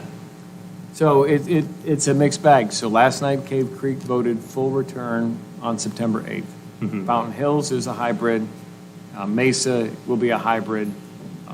We know that Queen Creek was full return.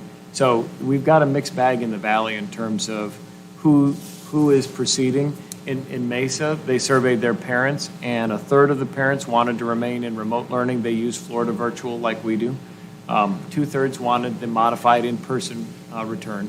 So it's a pretty number, but it's they're the largest district in the state. There are a lot of buildings, and so the numbers vary by building too. So you can have as high as 90% in one building saying full return, and then another building having a much lower number. So there's no way around the complexity of what every school district is dealing with in terms of how to tackle these questions. And if I may speak to certain emails we received about other, private schools or charter schools, again, we voted with these metrics, we're following these metrics, so we can always reverse course of what we did, but in order to maintain the course and follow what the state has set out for us, and I thank the state for doing that, at least, we would have to reverse course otherwise, because the numbers are very clear that we are not ready for full in-person learning according to the data we've been provided. I will say, I don't work at those districts or anything. I don't know what the situation is like over there. I don't know how employees feel about it, but I would probably be a little concerned here how we would all handle it if we did just do full in-person return. I mean, we have to remember, again, this could potentially be a life or death scenario. Not everybody has the ability to just quit their jobs, and we don't have the ability to just move people to remote learning. I mean, we need people in certain positions in order to provide the education we're providing. So I don't think that's a position any of us want to be in. We don't want to contribute unnecessarily to any horrific circumstances. So. Oh, sorry. Yes. I apologize. One thing to Board Member Perleberg's point, we had discussed very briefly potential programs we might be able to put in place to address these students with maybe one-on-one in-person learning, like walk-in clinic type thing, or even maybe virtual learning with willing employees, teachers, if they'd be willing to do that. It wouldn't be full in-person learning, but it would provide some additional possible ways of providing additional reinforcement or help to those students who don't have a boat at all, or are really struggling, are sinking in their boats, to use Board Member Perleberg's analogy. Are we going to be able to look into those, regardless of whether hybrid moves forward or not, just so that we can help as best we can, help those students as safely and as best we can? And there are some components of that in our current model, specifically the Learning Lab office hour time, the creative time in the high school schedule, where students can connect with teachers with tutoring opportunities and reinforcement. And then we also have the EDL walk-in learning labs at both Coronado and Saguaro High School, where students can come for a safe place to learn.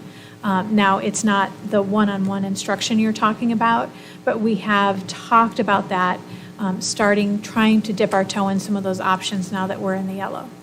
Yeah, maybe like a sign-up thing or something. I know, Right. Again, and for people watching who might not know this, Arizona is one of the worst funded states for education. So it's very difficult to just move resources around out of the blue, because we don't have those opportunities that other states you see have been able to do and whatnot. So really, whatever we can do to potentially create those one-on-one, almost tutoring type sessions or reinforcement, whatever it is, trying to look into it and see what we can do. The other thing that we've started discussing is the social emotional needs, the connecting of our students.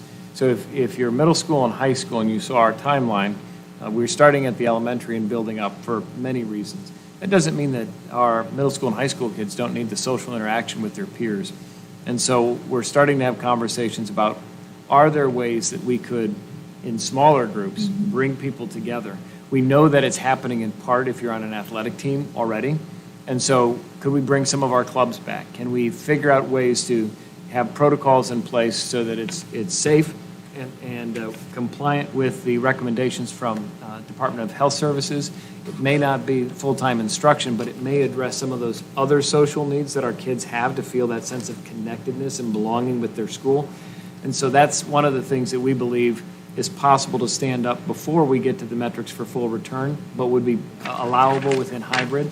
It wasn't part of the hybrid planning because the hybrid planning got to the instructional component. But we think that there are some ways that we can stand some things up that might be able to address that component before we get to middle school and high school implementation. Yeah, we did mention, you did discuss that yesterday, and that could be something else, to give those children that opportunity. I will say with the comments on K1, K2, if that is something we wanted to do later on, we realize, for whatever reason, we want to maybe bring that in full in person, it would be also very important to survey the relevant staff needed to do that, because again, if the staff aren't comfortable being there, that could be a problem, assuming we're not in the green. If we're in the green metrics, none of that matters. But if we're still in the yellow and we wanted to do something like that, it would be important to make sure that staff was found that acceptable too.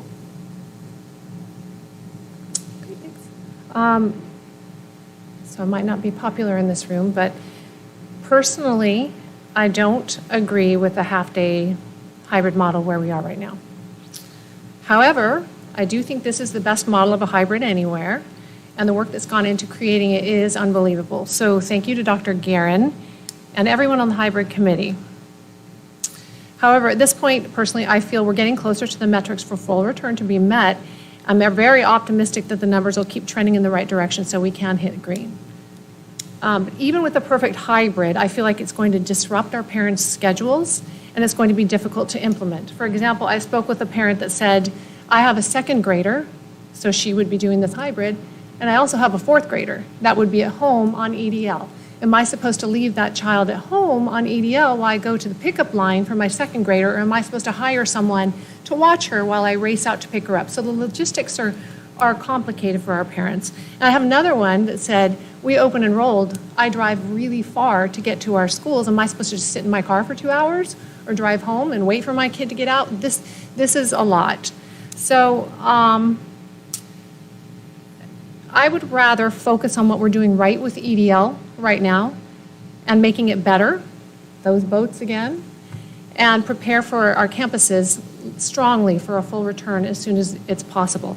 However, having said that, if I'm relying on what you're telling me, there's one reason I'm going to support voting for this tonight, and that's because parents haven't seen it, and I want them to be part of this conversation. So I want them to be the ones to decide whether they would like this implemented or not, because we may have some families that say, I will take whatever I can get with my kids. I can do it, and I'm interested to see how the survey comes out. I agree with that. I don't think it's controversial. Any other questions or comments? I do have questions. Board Member Perleberg. Thank you. The track record in our district of surveys, not great. And for various reasons, there's always, and this is such an emotionally charged, difficult, and it's the most challenging thing the world has ever faced. So let's start from the point of when you're just talking about simple surveys and the amount of frustration and division that can cause. How are the questions phrased? Is it an honest picture? And kind of going back, and I don't think I made the point very clear. Moving forward with a survey, to me, would all be about, not just asking questions, but painting some very realistic pictures, and then asking. Informed decision-making by our parents is critical. We've kind of already learned the lesson in the past of when we asked the question before. I thought I was saying yes to in-person on September 8th. Mm-hmm. Right. So let's not go down that path again. I guess I'm getting a little confused on the idea of, this hybrid model. If it's going to be a part of the survey, I don't understand if we'd be actually voting on a proposed hybrid survey that maybe some of us obviously are already questioning. I'm just starting to see a lot of confusion before we're even out of the gate on what a survey is. To take board action tonight on this model, I think would cause a tremendous amount of confusion and how it will, filter out. The board voted on this hybrid model. Now we want your opinion on it. Very strange to me. So, the reality is, and I hope our community can understand too, the 5, 6 of us could sit and debate the facts and the realities, just like our community does every day. We're all, again, same storm, different boat, different views, different view. And we could all debate it. The lack of, I would say tonight, the lack of the debate where I'm pulling out my facts and you're pulling out your facts and we're debating what's right and wrong, there's no point in it because our community has already learned. We're not getting anywhere doing that. Some of us just want to move forward. Some of us, how do we do that? That's just the big question. I obviously do support and try and be the voice for our in-person families, but it's not perfect either. That's not an easy solution that you can't, I'm smart enough to know that it's not just that easy. But to say we're committed to it, for some, that looks different than what we're doing here. Say we're truly committed to getting in person, it looks different than EDL and what we're doing. So I just, if we're going to move forward with a survey, we have to be just so careful that it's clear, it's honest, and it really allows our parents to make an informed decision and the choice that they have demanded, that we need to hear it and hear it well. I would not approve anything tonight that would just confuse that discussion and that survey any more than it's already going to be. So I guess that's just where I need more clarity. Time is kind of the essence, so I'd like to get clarity tonight, if possible, because the way I'm seeing it and the way I'd like to understand it before we vote is, again, that if we vote no on this model, we will stay in EDL until the metrics are turned green, unless we come back and say we're not following the metrics. If we vote yes on this hybrid model that you have proposed, we will survey our parents. You will identify what percentage of parents you would like to say will support this model before we will implement it. So if I vote no, I'm taking the hybrid model choice away. If I vote yes, I'm giving our parents the choice of a hybrid model or not, and they are the ones making it. Am I not understanding No, that? that's actually very eloquently stated. Okay, thank you. Because given what the board's already adopted, EDL to full return, we didn't have the metrics when we used that language, but with the metrics in place, full return is when the metrics are green.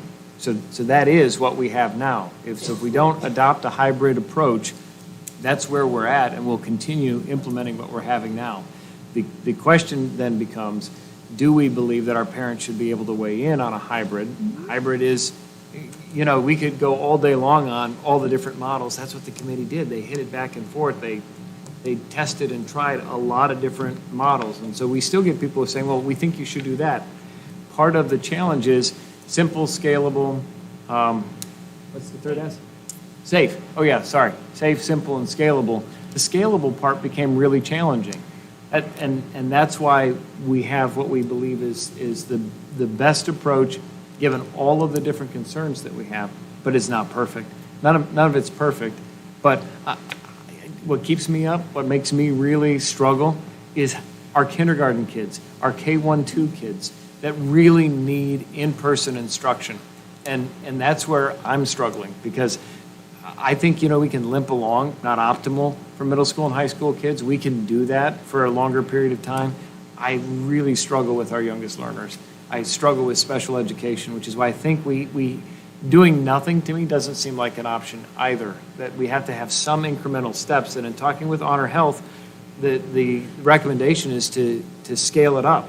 If you can start with a smaller group, wear the mask, measure what happens, and then grow over every 2 weeks because you're tracking the data, that's a planful way to ease your way back into a full return. And because the metrics are moving in the right direction, you might be able to then at one point, it's like your dimmer switch on your light, right? You're at some point, now all the lights are on and it all worked, but I can't guarantee any of that, right? You could You could start with the K2 and then find out that something didn't work. But I don't know if and what the appetite is within our community for taking that next step. That's the challenge. Without asking them, I don't know. So first, with the special education program students, we have surveyed them. We still need to receive another 300-400 results. Is that a separate issue or a separate program, if you will, of phasing them back in from the hybrid? It uses the hybrid model, but is it a separate thing? Regardless of whether we implement hybrid for K1 through 12, would this hybrid model to full in-person return for special education students go forward? I would argue that based on what has been outlined in the governor's executive orders and the expectation to be able to meet the needs of our special education students, that it should go forward and that it's not prohibited by our current restrictions because of the executive orders that have been put in place to address the needs of students with disabilities. Okay. For the survey then, the metrics that you set out for critical mass, 75%, 80%, will that be do you anticipate that being a per location figure? Because as you said in Mesa, they had some buildings where almost all the parents and students wanted to return, and then some where, maybe only 30% wanted to return. Do you envision breaking that down on a per location basis? So we haven't discussed it as a team. So I would want to go back to the team. My gut tells me that we should. At that point, if you've got a group of parents in an elementary where you can get critical mass and we can start the process, I think we should probably start the process rather than waiting for everybody to be ready, because at that point we would maybe never go because we're not going to get everyone. So I think if the data were to show that we've got 4 elementaries that there's the critical mass, we can stand up the hybrid, I think we should probably do that because we're going to learn from doing that experience. And then as we learn, we can scale. And so that's part of the goal. We really do need to be sending the signals that getting our kids back to our schools for in-person learning is our commitment. And so I would not want to say no if it's just looking at the total at that point. Mm-hmm. I would want to be able to say yes to buildings if we had critical mass. Do we want to include a question about K1, K2?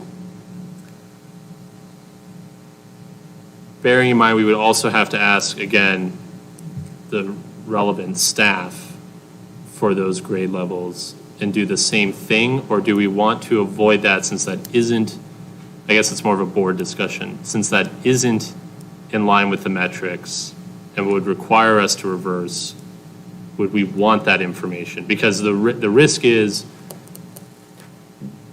hybrid, let's say hybrid is a complete flop because of the very real logistical issues. And so our course, as we have said, all right, then we're continuing with EDL, trying to improve it, trying to capture those kids who are falling behind, really help them, focus on that, focus on making that great until we're in the green. What we wouldn't want then is for people to come back and go, well, but you never asked us about K2 and we're all ready for this and we want to do this. We don't know if the staff is willing to do it because we're not in the metrics. We don't want to reverse course without the data. Is that something worth looking into, or should we avoid that because that would require us to then change course from what we have very clearly set out? Are you talking about full return K2? Full return K2. And I had a question about that too, because to me, it comes down to that definition of hybrid. Does hybrid mean partial grades? Does hybrid mean partial of your total population? How are we perceiving that definition of hybrid? You can answer that. But it's partial students in person, partial not. So Right, it doesn't define it beyond that.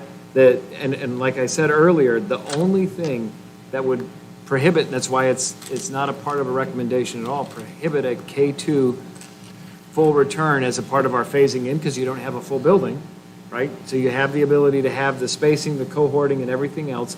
It's only the 6 feet of physical distancing. It's the only box checked in the yellow that we can't meet if we did that. So if the governing board said that would be an exception to the benchmarks that we're following, it's a very narrow exception, not a broad exception, but saying if the parents said, we're willing to do that, so then let's just run a hypothetical. If we had 75% of our K-2 parents said, we want it just like our special ed numbers were 75. That's why I'm picking the number. We want to come back to in-person, and we're willing to take that risk. We'd have to plan for EDL for the 25% that weren't coming back. Right. And then we would have to prepare for the in-person with that other cohort of students. It would require the board to suspend or modify that part of the benchmarks in a narrow way for us to proceed. It's not impossible. The board can make that determination, but that's why it's not formally as recommended as part of the survey, because we don't have that directive or that authorization. Yeah, what I'm concerned about, I guess that's the thing that we had discussed and why I backed off of it, was really because, again, it could lead to either discrepancies between sites, if different sites want to remain closed or not, which I respect, staff buy into that, and the potential that students who are now getting used to EDL, even though it is by no means perfect, then potentially losing the teachers they've been with and having to shift them. It could just end up being another logistical nightmare, which is why I'm hesitant to do that. But I wanted to see if any board members or if there's any interest in that adjustment to our hybrid definition, since it was brought up. Any other comments? Board Member Perleberg? So I've asked him this morning during our meeting, obviously it is clear that our definition of hybrid is what we want it to be. Our definition of, I won't say definition of metrics necessarily, but the question of a hybrid simply meaning some of your 30% of your students online and 70% in person can obviously be the decision. And I guess that's where I'm still very much struggling with the survey.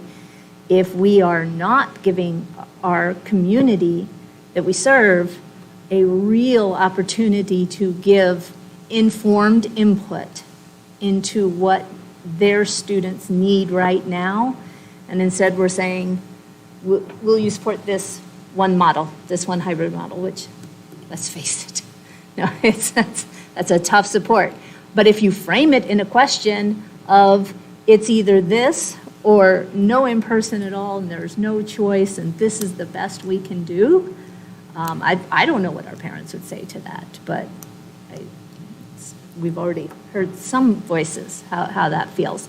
So I guess as I'm sitting here tonight thinking we're going to craft a survey that in some way asks our parents, would you support coming back in a classroom? Your student needs to be in person to learn.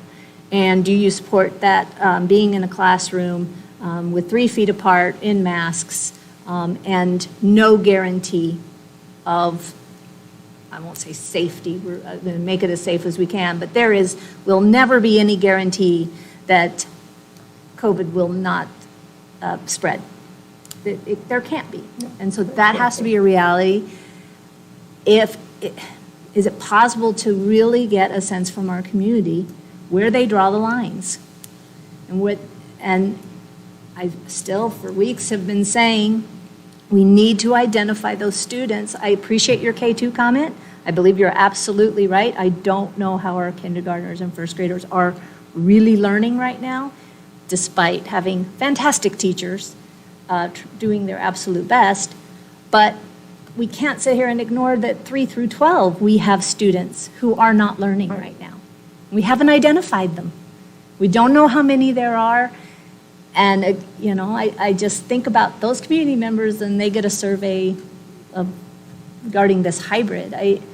It just seems very out of touch with what we really have to be doing, and that's identifying the need in our community for our learners. So, but again, not easy. I get it. Board Member Greenberg. I mean, the simplest to that point would be to not do any of this and just maintain course and focus on identifying those students. I mean, we wouldn't be able to put them into full in-person learning, which is what the emails, again, one of the issues that we really just don't have a whole lot of data here. I mean, we have the emails, and I appreciate everyone writing those, writing them in. They're all over the board. But it is also a very small subset of our 22,000 families. I think I got about 250 emails or so, 250. So, I mean, that's not a whole lot. And I did look at Thought Exchange and looked at the comments on there. So I guess, I mean, I think it's pretty clear, and I think we can phrase the survey very clearly to accomplish that it's either, this is the hybrid model, this is where we are on the metrics, this is why we're proposing this is what it looks like. Would you prefer this? Because if you don't do this, the current course is to remain closed, stay in EDL, focus on that until we hit the green metrics and can go to the full return and learning, full return in person learning, or whatever. I'm losing my mind. I think we can phrase that very clearly. And there is obviously, even in the green metrics, there's a potential for COVID spread. The difference is that the risk is much reduced. And even in February, March, when we were discussing the CDC guidelines for closing, it was very clear that the CDC did not support closing unless there was widespread community spread, or the state had a specific way of dealing with the issue. So, unless we went back into the red or to high yellows, I doubt we would be closing again. Hopefully we won't. That's the hope. But the risk is obviously greatly reduced when you're in the green metric, green zone. So I don't know. I mean, I'm happy to ask the parents, get their input, as the board vice president said. If it's not going to be something that any of the sites want, then it's not something that the sites want, and we just maintain course and focus on improving EDL, focus on, working with the teachers, giving them that ability to identify the students that need to be, spoken to directly, worked with directly, maybe on an additional basis, whatever it is. Yeah, because if this doesn't get approved tonight, to do anything other than staying in EDL until we're green requires another meeting and us to vote in a different fashion. So if it gets approved, then to me, we solve some of your problems. I'm not saying it's perfect, but there just may be a few families. I told you my personal choice, I would say this was too disruptive.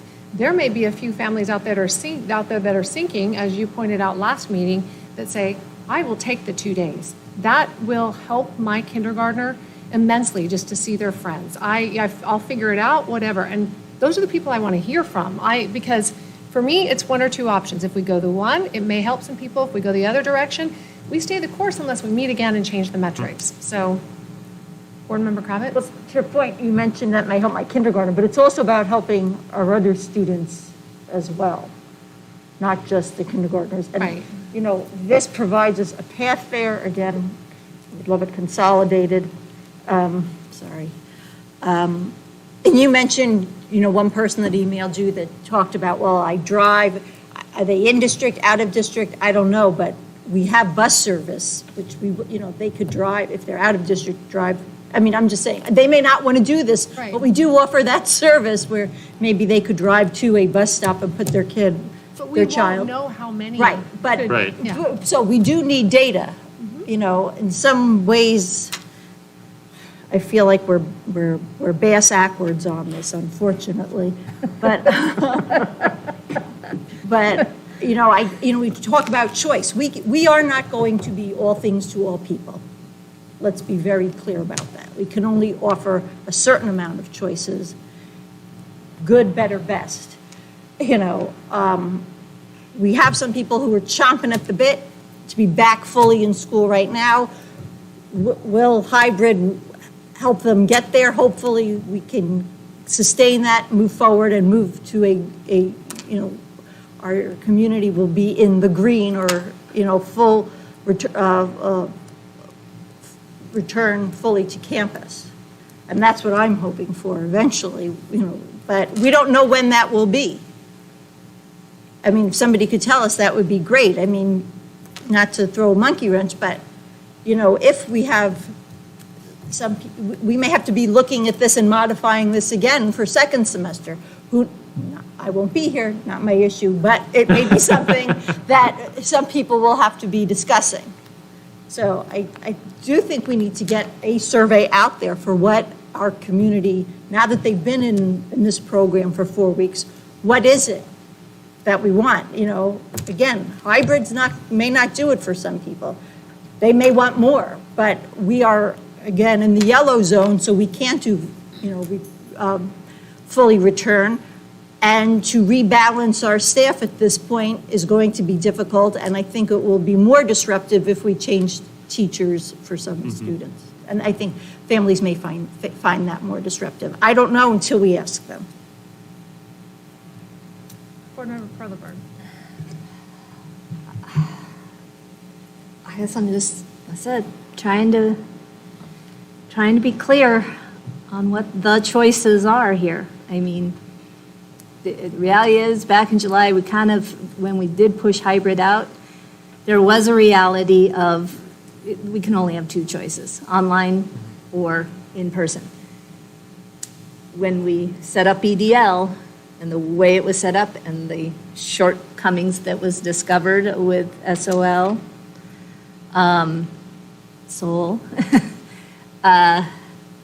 we tried to limit the choices, one or the other, and we blended it all together. And I think we are absolutely paying for that right now. Because, yes, in that boat of people who want to be in person, we have those who need to be online. And so we kind of set ourselves up to fail here, and that's no one's real fault. It's 20/20 hindsight. So my problem is that now, when COVID has made us rethink our world every week on a weekly basis, we're kind of still clinging to what we're doing, and we're saying now to our community, those of you who chose that in-person boat, I'm going to stick with that analogy. I guess I'm stuck with it now, but those of you who chose it, the only way you can even think about getting there is this very, very unpleasant hybrid model that we all know and understand, though it is probably the best hybrid model we could come up with, and I don't doubt that at all, but it is very, very unappealing. And this isn't a world of, I'm trying to have my cake and eat it too. That is, I think, for most of our families, not even feasible. And yet we're saying that's the only path to in-person. But then we're also saying we have students who need in-person to learn. And that doesn't solve that. And I don't know where it's taking us, other than just a lot more confusion. We just kind of, and all the all the feedback we've been getting, what's very clear is no one agrees on when this is all over. If you have in-person people, obviously, are arguing, we're not going to look any different in October and in January and next August and next January. We're still going to be in this, we have to learn to live with COVID. Then you have the others who are saying, wait until the metrics say it's safe to go, and that's, for some, never, until the vaccine comes. So I'd hate to sit here and try and make a decision, and in our minds, we're all thinking, come on, green, you'll stay green, and in 2 weeks, all we got to do is go through this pain for a couple of weeks, and we know that. No, we don't, and we'd be very dishonest to our community if we say we're going to, make decisions based on the hope that our whole world is different in 2-3 weeks, or come after fall break. According to a lot of the emails we've received, ASU opening, movie theaters opening, gyms opening is going to have spikes too. So I don't quite know what we're waiting for necessarily, but Well- again, I don't want to start a discussion like is happening at every party right now. Not party, I guess, online party. How about every dinner table, basically, every Zoom meeting, but, because, we'd be here all night. But I just don't understand what we're asking of our parents here. I just really don't. Board Member Greenberg. I agree. I think the only way to make everybody happy is to have EDL and full in-person. And I don't think that's possible because it's not possible in the framework we've created for ourselves with following the metrics. And I don't know, you bring up a really good point about other schools reopening and bars reopening and theaters reopening. If we look to how other school systems in the world have reopened, it was because there was a very serious collaborative effort and a uniform approach. And the problem is we don't have that. And so in some ways, that is a very valid question. Why should we care about this issue if everyone else is constantly trying to ignore it? And what we do ourselves in this district might have absolutely zero impact on whether the rates go up or down. I think the key here for me is our staff. I mean, yes, there are schools and districts across the U.S. who ignore that component. Some have had to close again because the spread was bad enough in their staff that they had to. But I think the only way to make sure that we're caring about everyone who matters to us is to follow these metrics and do it, even if everyone else starts ignoring them. And Board Member Kravitz made a really good point. This is about also individual responsibility, about wearing our masks in public, washing our hands, trying to teach good lessons to our children and to our friends. And I see a lot of it. I see a lot of following the rules, going to that. So I am hopeful that even with these reopenings of movie theaters and all this, that they're doing the same thing. They're trying to be as sanitary as possible. People know the risks. They know they need to wash their hands. They know they need to wear their masks at all times in public. So I am hopeful, since it has been trending down, not for our age group, but overall it's been trending down, that we will get to that green, and it will be tough, and it might not be a couple weeks. I don't want it to be, but it could be January. We have no idea. And we do have to be realistic with our families about that. But it's not just the families that are at stake here. I mean, we have, again, a lot of people stakeholders in our community who are all affected by this in different ways. So it is confusing to the extent that, there is no date set. And in some ways, it would be nice to just go, okay, October 12th, that's it. We're doing it regardless of the metrics. But to follow the guidance we've been given from the state, and I'm thankful to the state for giving us that guidance, I think we just have to either maintain the course, or if hybrid is an option at sites, open up that hybrid and slowly move towards those green metrics for full return. Well, and we voted Right. on using the guidance. Right. So we can't do anything but use the metrics and the guidance unless we re-vote Correct. to not use them. I mean, Right. that we're hemmed in here. Right. We can't we as a board voted to use those metrics. And while we are in this yellow portion, as much as I said personally, am not a fan, would like to tweak this, that's what this board voted on. Right. And in the yellow, it says a potential hybrid plan. The only difference is we don't have to put a hybrid plan in, but we voted to follow the metrics. Right. So if anyone's suggesting that we put back on agenda and to not follow the metrics, then that's up to the individual board members. But right now, that's what we're bound by. So again, I will reiterate, that we have two choices here. We say, no, we don't agree on even putting up a hybrid plan while we're in yellow. Or yes, we put up a hybrid plan or a survey or whatever it is, and we are very simple about it and straightforward to our parents so they have an understanding of what our next steps will be. And they choose, and if they want it, we move it forward. If not, we stay where we are. And if we stay where we are in ADL, sure, a board member can, and the board president and Dr. Menzel can say, maybe we revisit using the metrics or not. I don't know. But right now, that is what this board voted on. Right. So, any other questions or comments from board members? Okay, so Dr. Menzel or Michelle, can you give me a little clarity on what we're making a motion on here? Because it essentially, we've had a lot of conversation, and it says that this action item is approving the return to learn hybrid plan. So I want our families and our community to understand what it is we are approving or not approving, what we're voting on tonight, because that's a pretty broad. And we've had a lot of subject matter come in.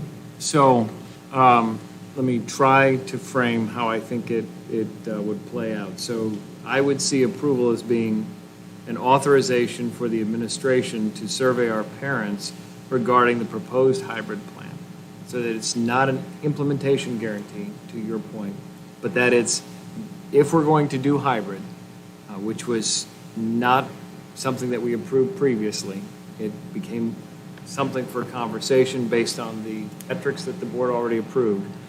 We want to take the plan that's been developed, survey our parents to find out whether or not there's critical mass to be able to actually offer the hybrid option. If there's not critical mass, we'll stay the course. If there is critical mass, then we'll work to stand that up so that we get some level of in-person instruction. And so it's an authorization for us to move forward with a potential implementation of the hybrid plan as proposed. Not a different plan, but the one that was proposed. So let me see if I have this right. It's an authorization. We are approving an authorization or an authorization to survey our parents regarding the proposed hybrid plan. Is that accurate? Sorry, well. And I'm I open know to- Michelle's coming up. I'm going to jump in there because one, that's not our agenda item. Right. That's why I Survey's want to not make our agenda sure. item. Well, And I would like to suggest very strongly, I was also checking the agenda to see if we have a request for future agenda items. So, and there's not. So I guess in this discussion, I'll make the request that we discuss our metrics again. But I would also say that we have approved return to learn hybrid plan. We don't have to take action on that. We could very easily, and please stop me if I'm wrong, but we could very easily direct Dr. Menzel to survey our community regarding his proposed hybrid plan. We don't have to take a vote on even that. We could simply give that direction tonight and then discuss those steps, how we move forward from there. Especially considering the conversation tonight, what that survey looks like and how we move forward. I think that's, to me, the only logical thing to do. Board Member Greenberg? not to be pedantic, but I thought approve return to learn hybrid plan, that is the plan, to survey them and get that data. Like, I thought the word plan is encompassing of the hybrid model and the survey and all that, but we can do it however you want. Let's let Michelle weigh in kind of on this. Thanks, Ms. Marshall. And I'm not making a comment on any of the plans, but your agenda item says approve return to learn hybrid plan.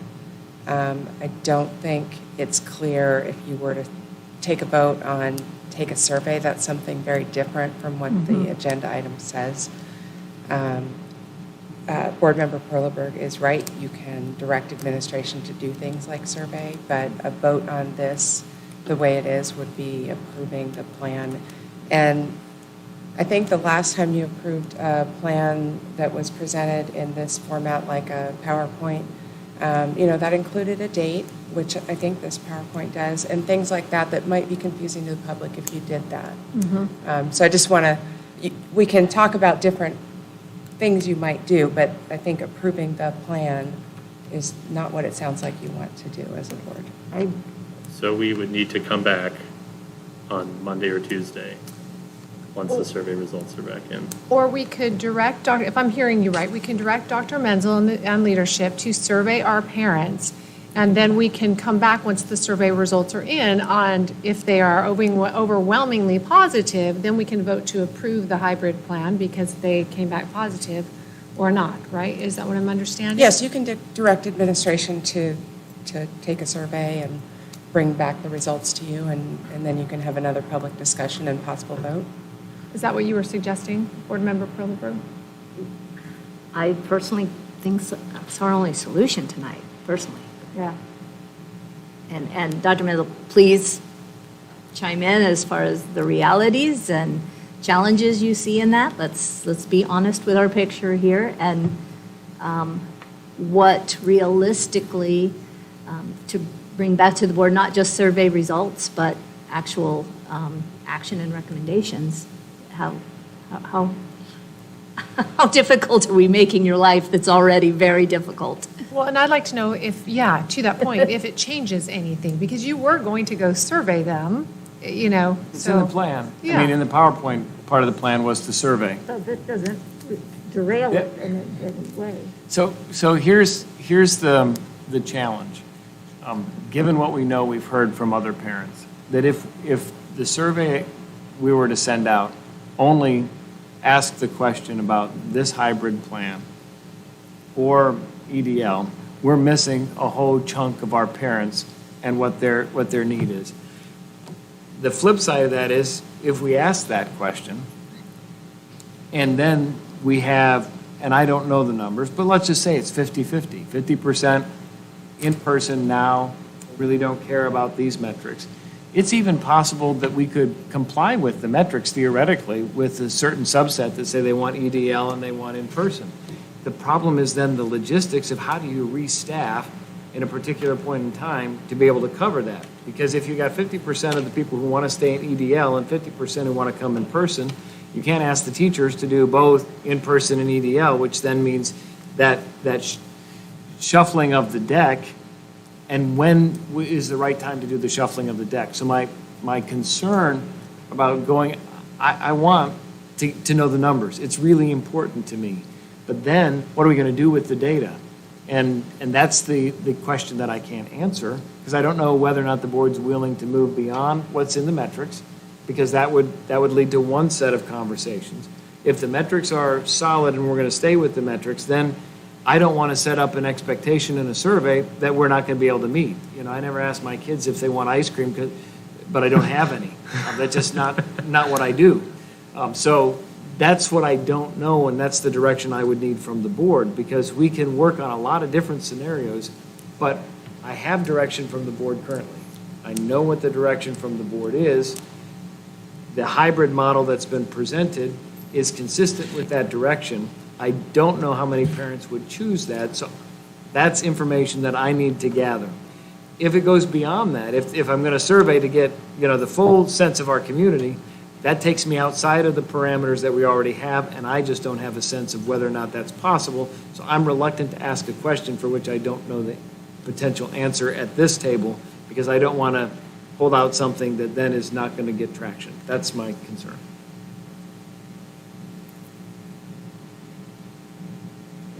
Any questions, points?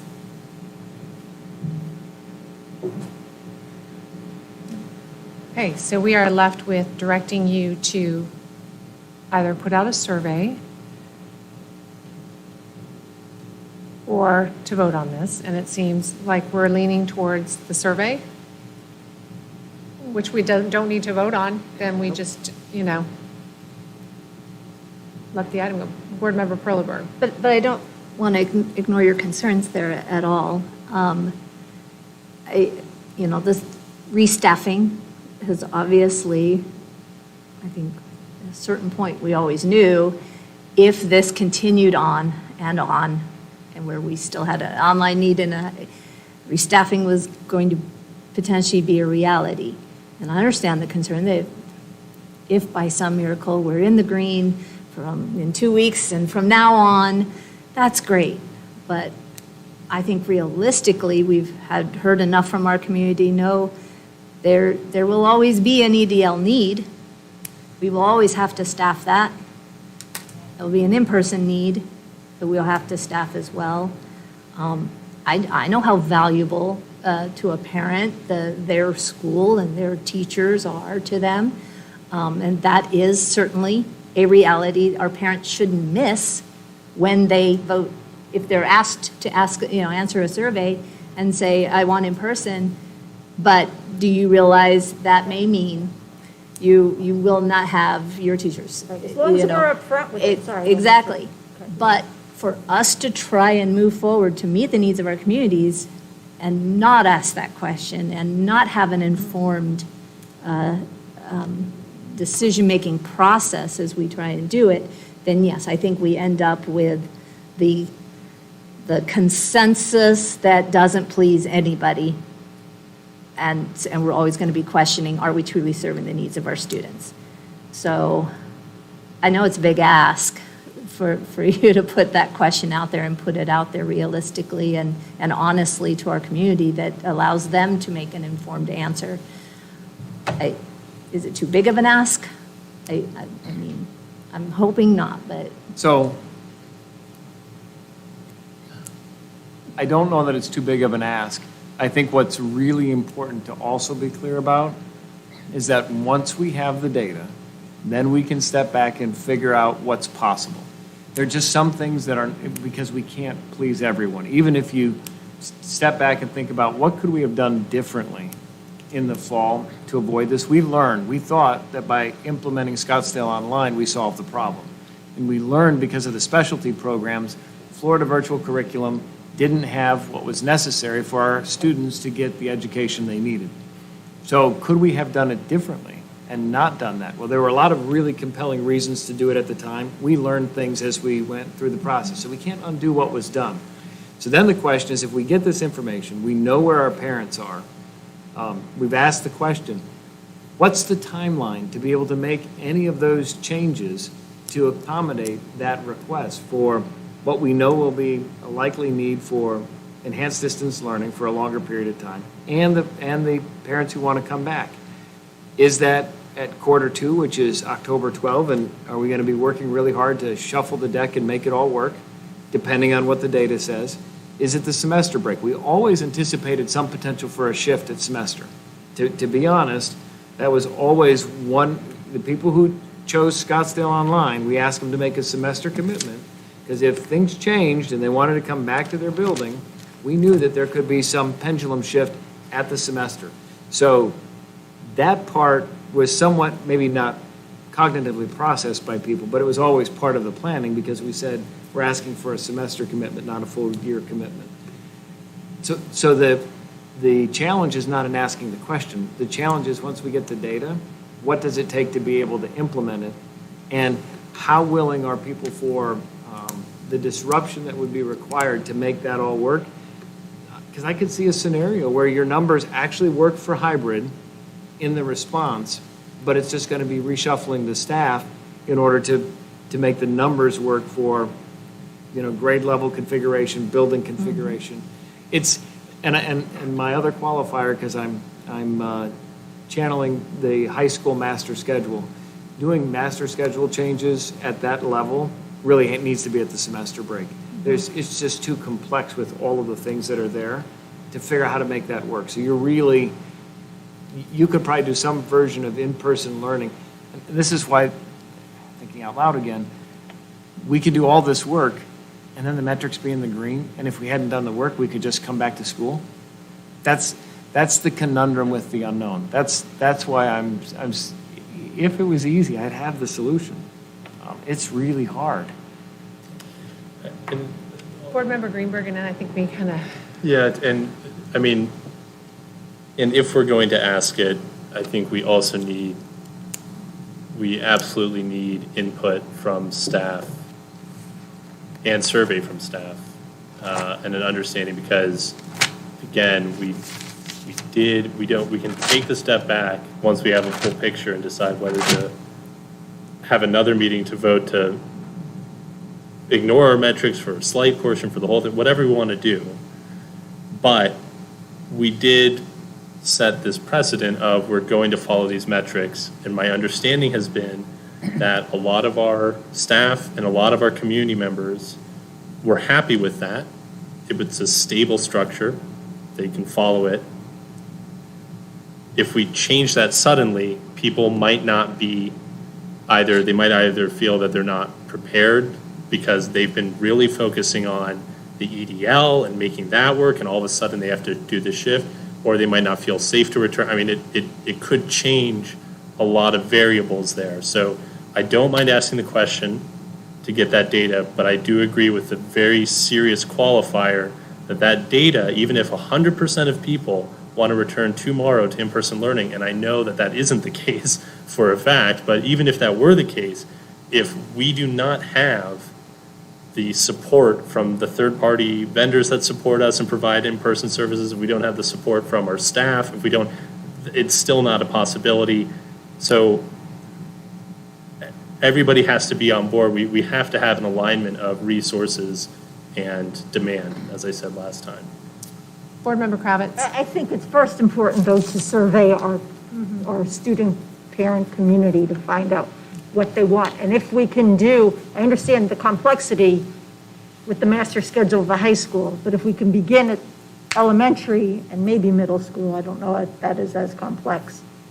If that is, then we'll put middle school and high school together for second semester.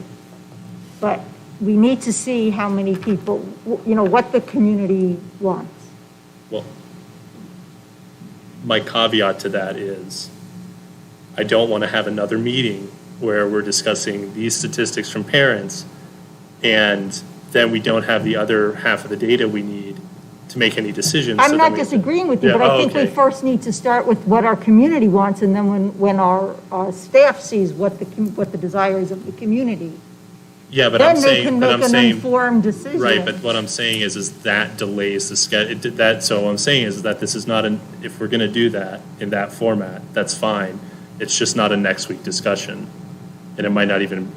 That's what I'm saying is that we're very concerned about the timelines here and providing stability and a simple narrative. So if we're going to start going through all these motions again, we have to be cognizant of additional delay to the point that, who knows, by the time we actually have everything organized and have a decision, we might be in green, which is, look, I'd rather err on the side of caution, have everything planned out, and then if it goes green, fantastic. But at the same time, this committee alone for putting this hybrid plan has spent 20 hours on this. Right, at least. I'm sure they may have spent more, but, Right. I do think we need to first go to our community. And I would argue the reason why it's really important to do it is because we don't know the end date, and we do Right, want to we get don't. kids back in school. And I don't want us to be in January, scratching our heads Sitting here saying, twiddling our what was thumbs. possible? So I think doing the work, getting the data, and figuring out, the truth is, first, our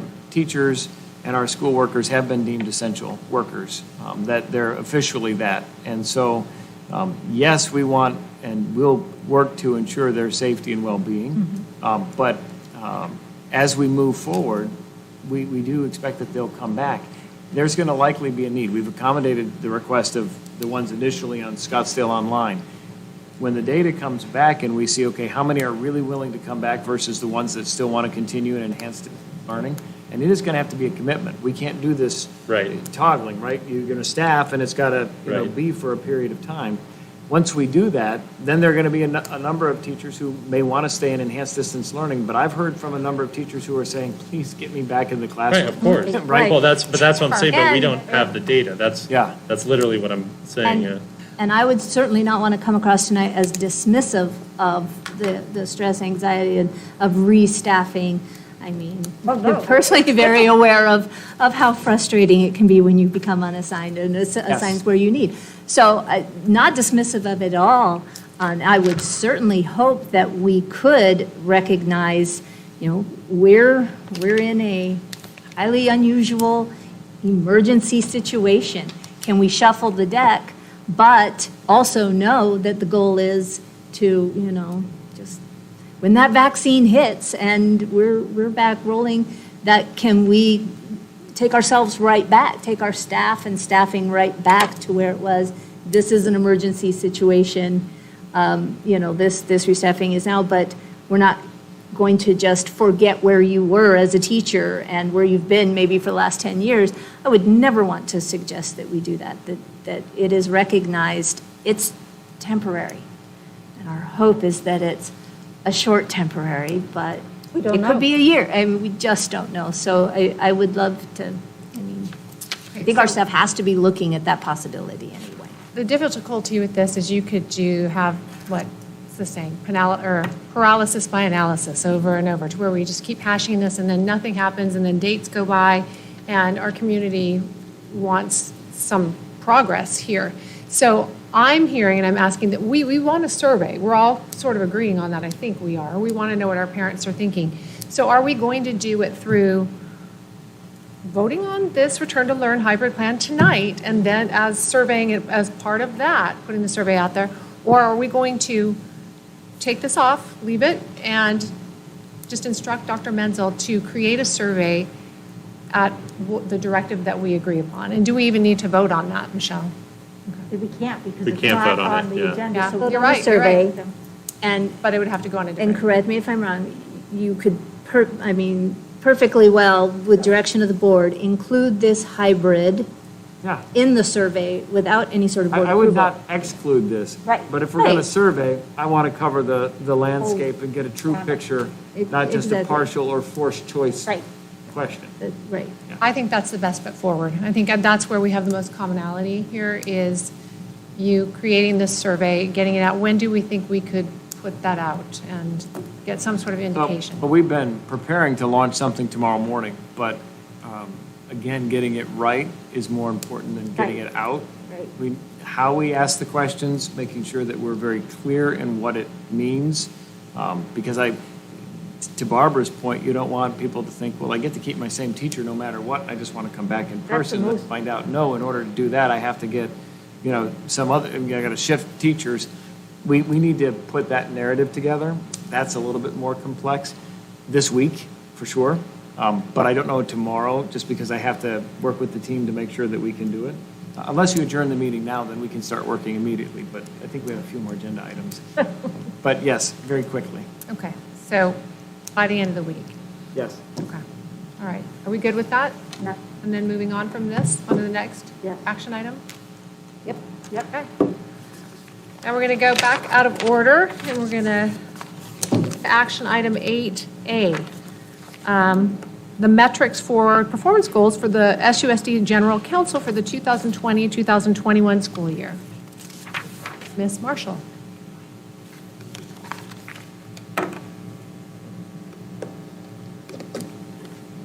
Thank you, Madam Vice President, members of the board, Dr. Menzel. After the last public board meeting where we discussed performance goals for my position, the board requested that we come back with some metrics attached to those goals. I met with Dr. Menzel as well as President Beckham to discuss how we might put forward some metrics attached to those goals.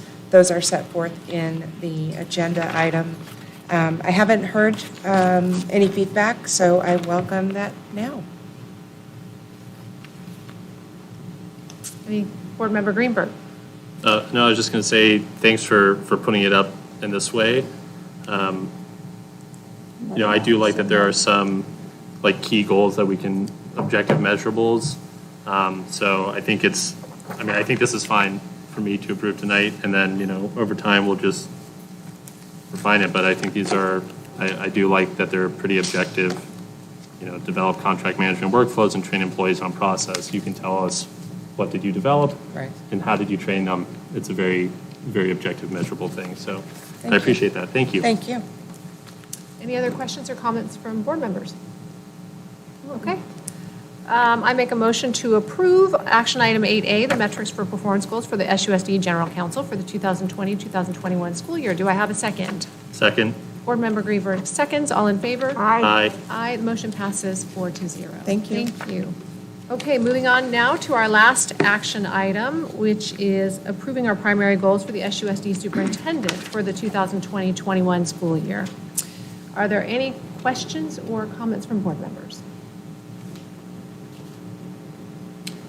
Board Member Greenberg? Just again, I like that they're objectively measurable things here. Conduct a review of existing and present, that type of stuff, 5 initiatives, all these things. So I appreciate that. Thank you.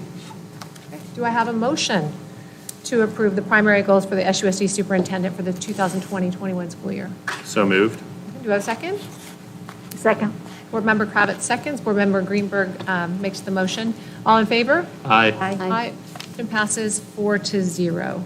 Okay, moving on. I move to adjourn this special meeting at 7:47. Do I have a second? Second. Okay.